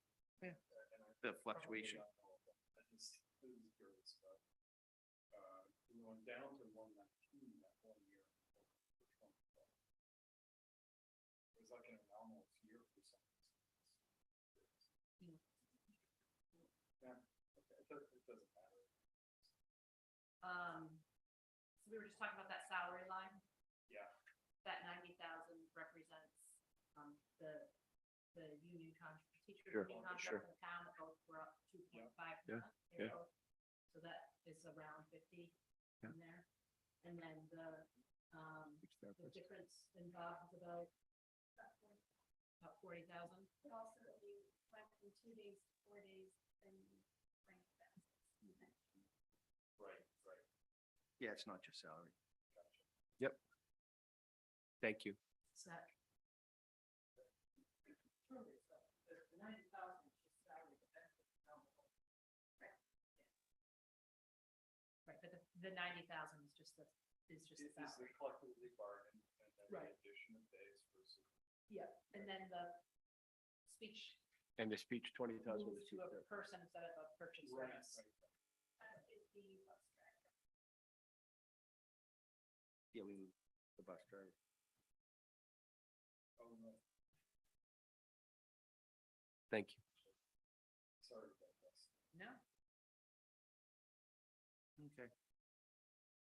You want me to keep on page 2 or? jump to legal services. Well, yeah, so legal services, again, you can see the actual fiscal year 22 was significantly higher. So we felt the need to increase that by 20,000. So that's, a trend that we projected. Things outstanding still. Yes. Yep. And then if we work our way down, down at the very bottom is the purchase service, students transportation. That's where the driver's out. So you see the $29,000 out of there. It went into salary. So that was part of the salary too. Just all that up. And I guess one of the other big ones would be maintenance and repairs was 12,000 with which is 54,322. And that was the maintenance contract on the new boilers that I talked about earlier. And that would be important.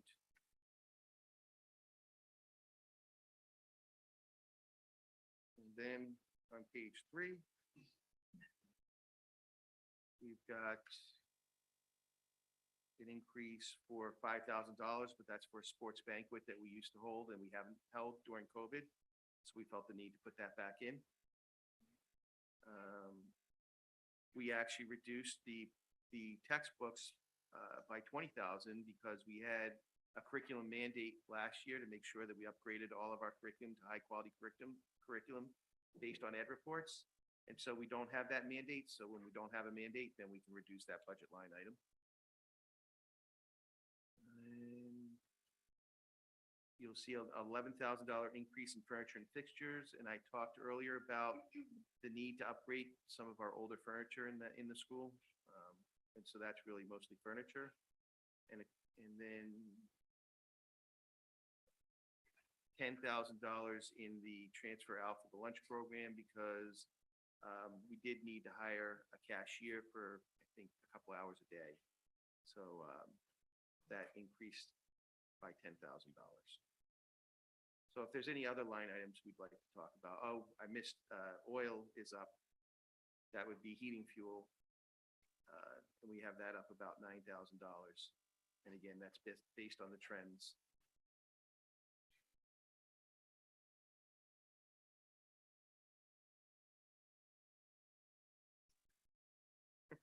Okay, so if there's no other questions, I just want to share with you Appendix B, which is color coded.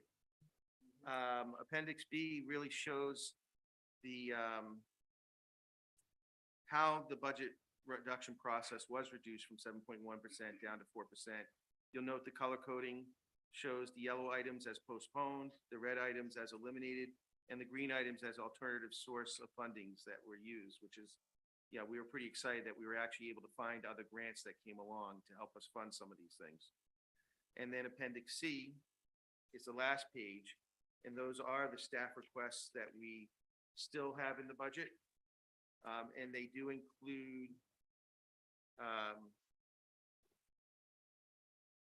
0.5 MLL teacher, which we've had a lot of discussion about at our school committee meetings about the need to support our MLL community. And then the rest of it is the outdated furniture for the most part.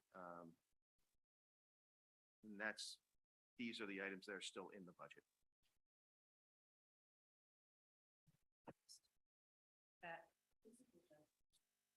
Thank you.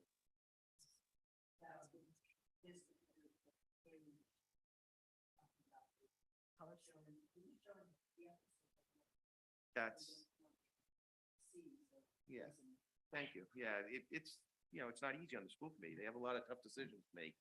No. Oh, and one last thing was pointed out on the Appendix C at the top, we have the maintenance supervisor stipend still in there as well. Yeah. So, Maybe now would be a good time just to say that Mary Ann and I have met a few times with Jess and Bob, basically to talk about the school and its mission being an essential community priority, and the strengthening of the school being an essential part of having a strong and viable ongoing community here. And as part of that, we've scheduled a work session for April, because we do end up getting consumed by, I know at least I do, by sort of a $10,000 cut here, a $4,000 cut here, a $3,000 ad there. I happen to think, and I don't want to speak for the three of you, but I happen to think we need to be having a broader conversation around,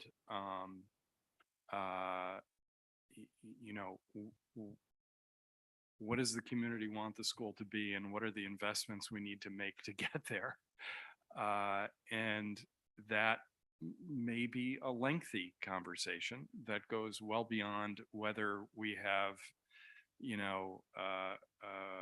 whether we fund 3.1% this year or 4% this year. It really is a broader and, in my opinion, a genuine community conversation we have to have, and what things we need to do to make sure that we're providing every kid with what they need when they go through our system. And things change a lot in education. Things are changing a lot because of technology. Things are changing a lot because of, we have an issue here where things are changing a lot because of real estate prices. We have, there are a lot of variables that are impacting. And I think the four of us agreed that beginning this conversation parallel to the budget, but understanding that there are two conversations here. There's the broader one, and then there's the micro one. So I appreciate the time that you've put into that. I think the good thing is that the four of us are all really passionate about this. And where there's passion, I think there's an opportunity for growth. So I just want to let you guys know that we are going to have probably a series of pretty detailed, sometimes challenging conversations. We have to have them around what we want to be. Is that fair?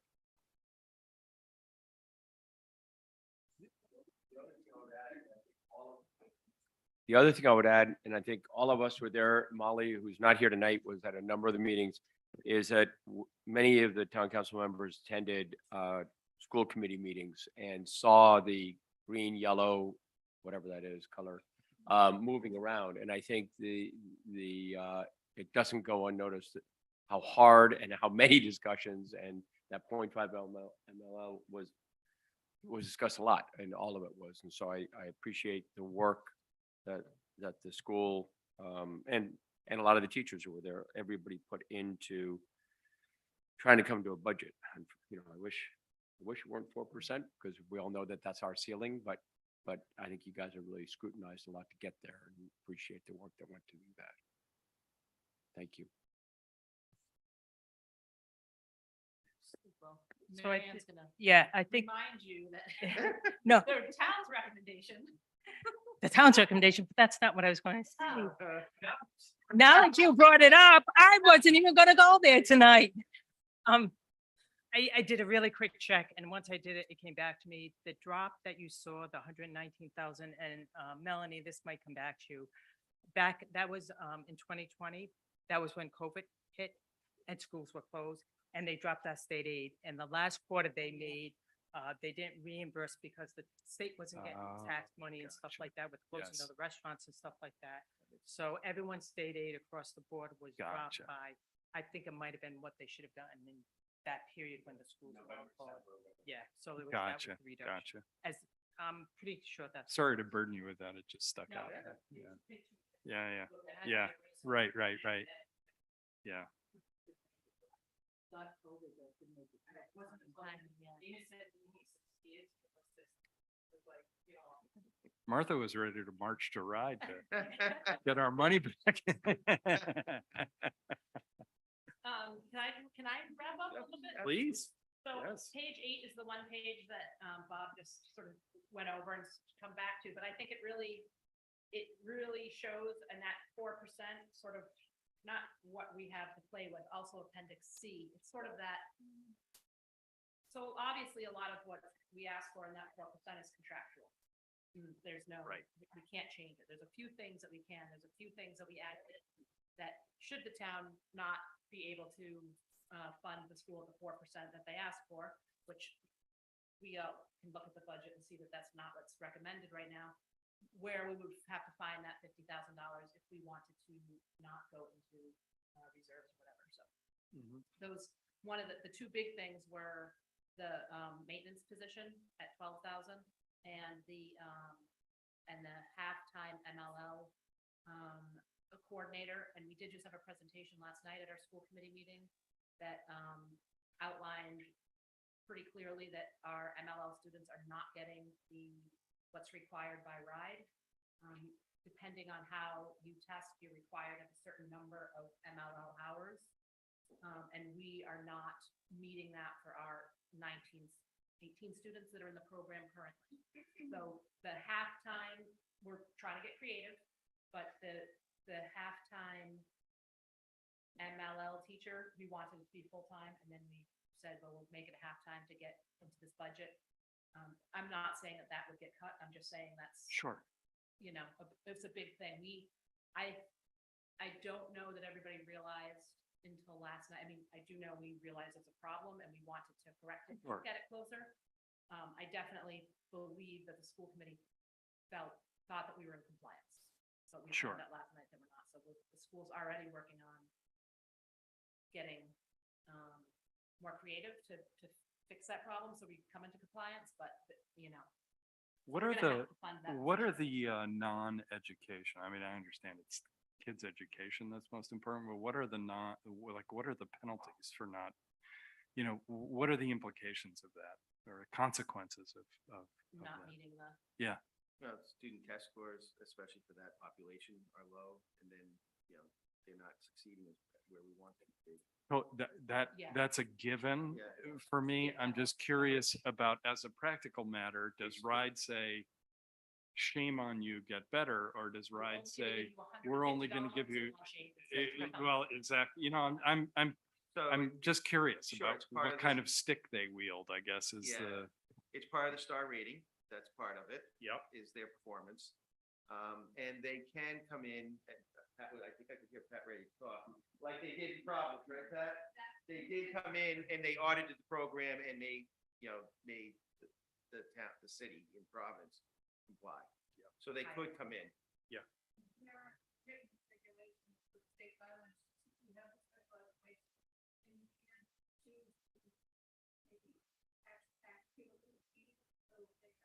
right.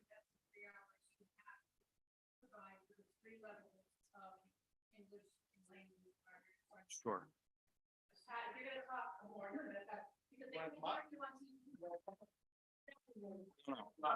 Don't. She's gonna use her- No, we don't need, we don't. As we- Jess is demonstrating. Yeah, no,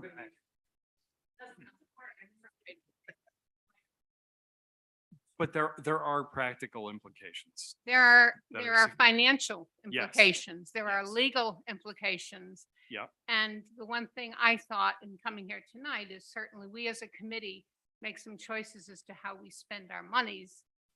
On the other hand, if you look at a significant change in the community and community need, that drives, as it did in your finding a human resources person, I know that some of that is to pay attention to some of the needs Yes, of our absolutely. newly arrived and arriving, particularly the parents group. And so that drives more spending for the community in the larger sense, the parent group, the housing, et cetera. But for the school, it's not an arbitrary spending amount like better music or better art. sure. It's, Yeah, it's a well put. mandatory expenditure that this year, when you realize at one point we were told, at a meeting, that we were at 24% and that we were doing a fine job for the 24% of our student group. Over the last 5 years, our numbers have gone up proportionally. We've had population go down, but proportionally, the non-English group has increased. So Is that a component of, because this has been said before, but so much of this cries out for me to require a change in the way, in the formula that RIDE uses. For example, is that growth contemplated in what we're getting from RIDE? And it doesn't sound like it is. And I don't that's, think it uh, does. that's a real challenge. Watch out. Marianne has her, But that's Marianne- also, So, Marianne has her school But fan Keith- space on. but Keith, I'm sure if Uh, you go across the state, that's representative of almost. every yeah, town. the state, I don't know. Providence? East Providence? so there is state aid for what they call the multi-learner categorical, and it's a total statewide of So I wasn't focusing so million. much on the numbers, 12 million. but And I so want we to. do get some. Yeah, It's not a lot, but but we it's- don't have a lot compared to other communities. Well, except as a percentage of our population. Yeah, That's the challenge, is the percentage of the population requires a certain infrastructure, Yes, right? Investment. yes. yeah. they If should you be have, better if you have numbers. 24% of your kids are multi-language learners, you may not have as many as there are in Newport, It- yeah. but Change the but needing a full-time MLL instructor is a significantly bigger percentage of our budget, because that's infrastructure you need. You see what I'm saying? There also is for any of these specialties such as special ed or. Yeah. or rec, Same there's an administrative piece. Mhm. And I asked last night, our MLL, a wonderful teacher that he managed to get last year and is a very experienced person. I said, Polly, how much of your time goes into administering this program? Well, for every youngster that comes in, it's hours of testing. You just can't hit them with a test and say. There's also the outreach to the families. They're not there or here advocating what is rightfully theirs. So we do have a part-time person who is amazing, who goes out and reaches some of the parents on significant issues related to housing, to poverty, to children who are, so these are a more demanding group, and I don't think you can prorate the expenditure per child. You have to look to, this is Right. fairly new, and it's We're- required. You and I are agreeing on this. We're on the same page. I was just curious about whether to Sven's point, I don't think this is unique to Bluff Island. But it seems to me that what I have heard as a layperson about rides formula is that it's not terribly modernized or consistent with the reality of sort of the average school district. I think To they're, me, it sounds like. I think it's changing because Providence in particular is under the gun from the Department of Justice Right. for not having provided through the years. And right now, their books are being very closely looked at. And we're not Providence. And No. And we have 18 students, and as our MLL teacher said, the kids who come here from what she was teaching in Providence, we have a higher level in the sense that they haven't had a gap of 3 or 4 years with no Uh-huh. education. Sure. Most of them have. Sure.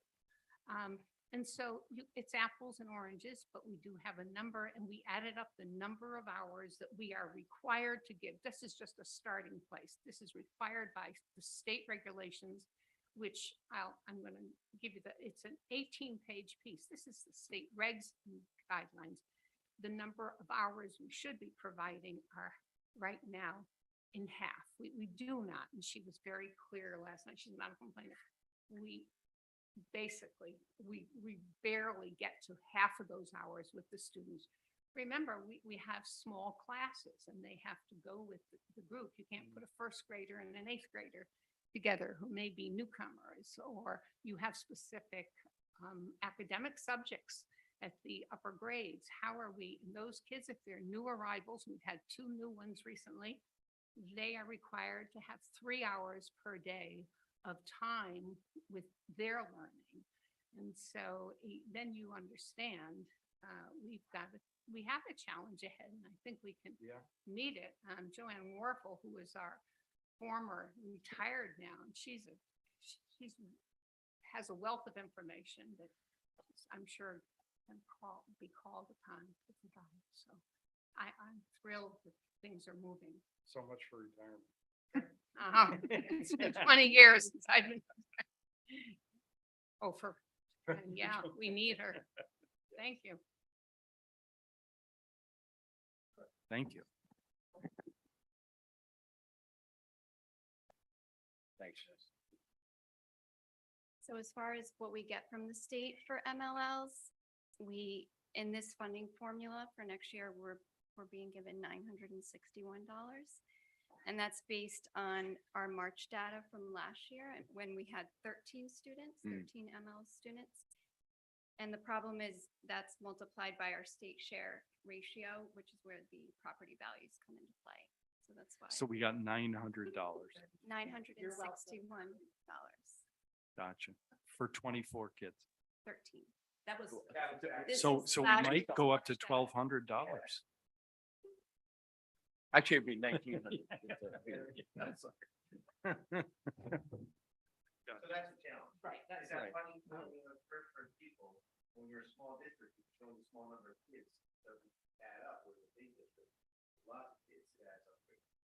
Well, as you know from the work that you guys have been doing for the last months on the budget, we have similar work to do. So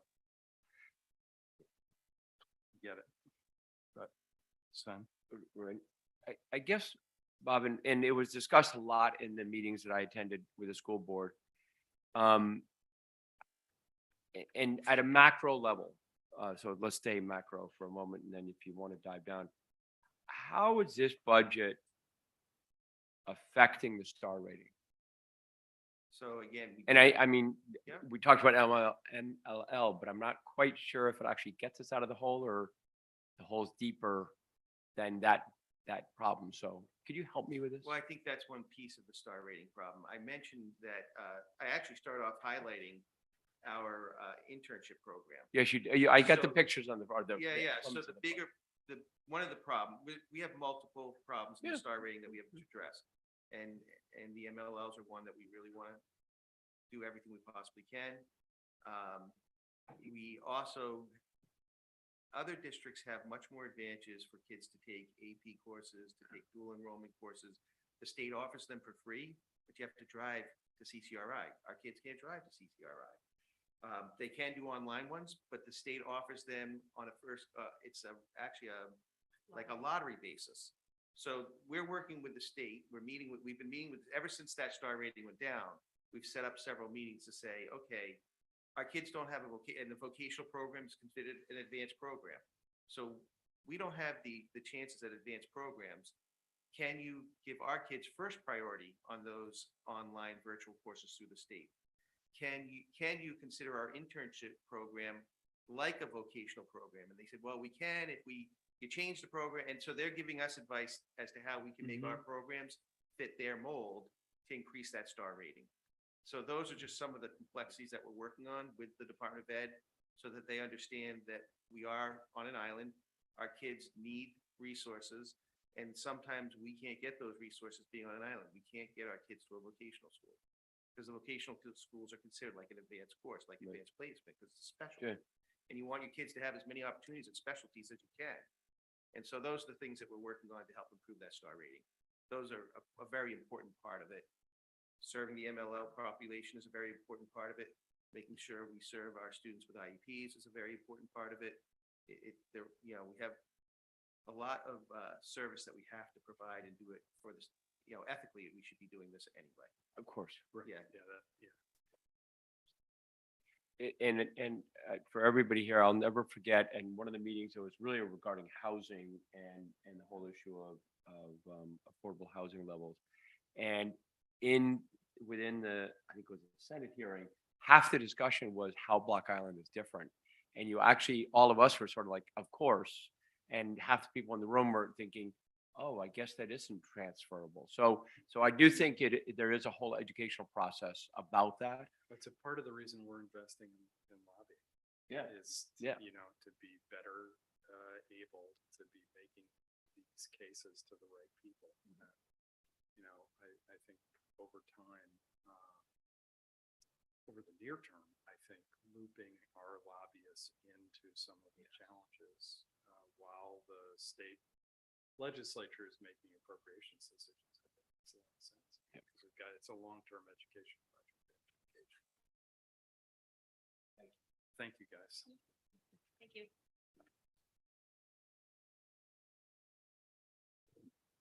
Hmm?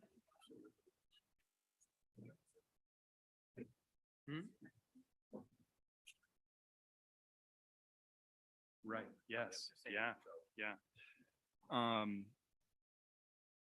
Thank you guys so much. I have a couple of things that I wanted to mention, not for tonight, but that I think we want to prepare, I would like us to prepare to have conversations about. One is ARPA. Oh, okay. And what we want to do there, we probably, assuming we can, we probably ought to have that conversation as part of the ongoing budget conversation.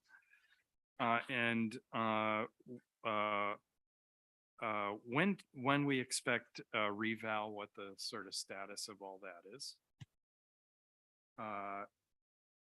You want to answer that now? Well, I want to tell you that you won't have an answer. Oh, okay. So, I don't believe that we will have enough information to even preview that until mid-April, which would be at the point where you're adopting the budget. So, not early enough to make any decisions with, but as soon as Sure. there is ability to preview, we'll bring that Great. forward. Terrific. So I would decouple that from the budget process. The other thing that I think is an important part of, we've talked a lot tonight about sort of being on a path and having plans and that sort of thing. And I'm so encouraged about a lot of things. So I would like to carve out some time for, what did you not do in this proposed budget that you wish you could have done? Or you think we ought to be doing over time? That would be very helpful to know as we start making, start thinking over the long haul. You know, areas that you see that we're not investing in now that we should be. Areas where, you know, we may be investing where we shouldn't be, or, you know, whatever that is. I do think that's an important part of this budget conversation we're going to be having over the next several weeks.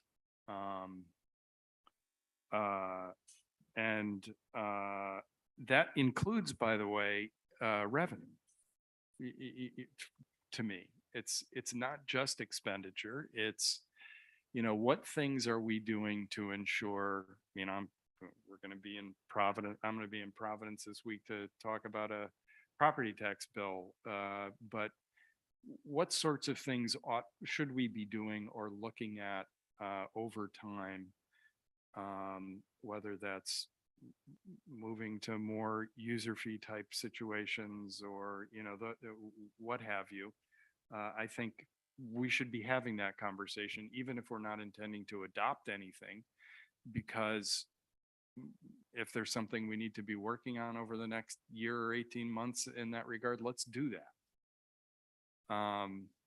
So that's just a little sort of not focusing on whether we've put $3,500 into something and should have put $3,750 in, but what are you guys thinking about? You're the professionals, you know, what do you think about? That's be a good opportunity for all of us to talk about that. Are there any other questions tonight? Thank you all very much. I'd make a motion to adjourn. All those in favor indicate by saying aye. We are adjourned.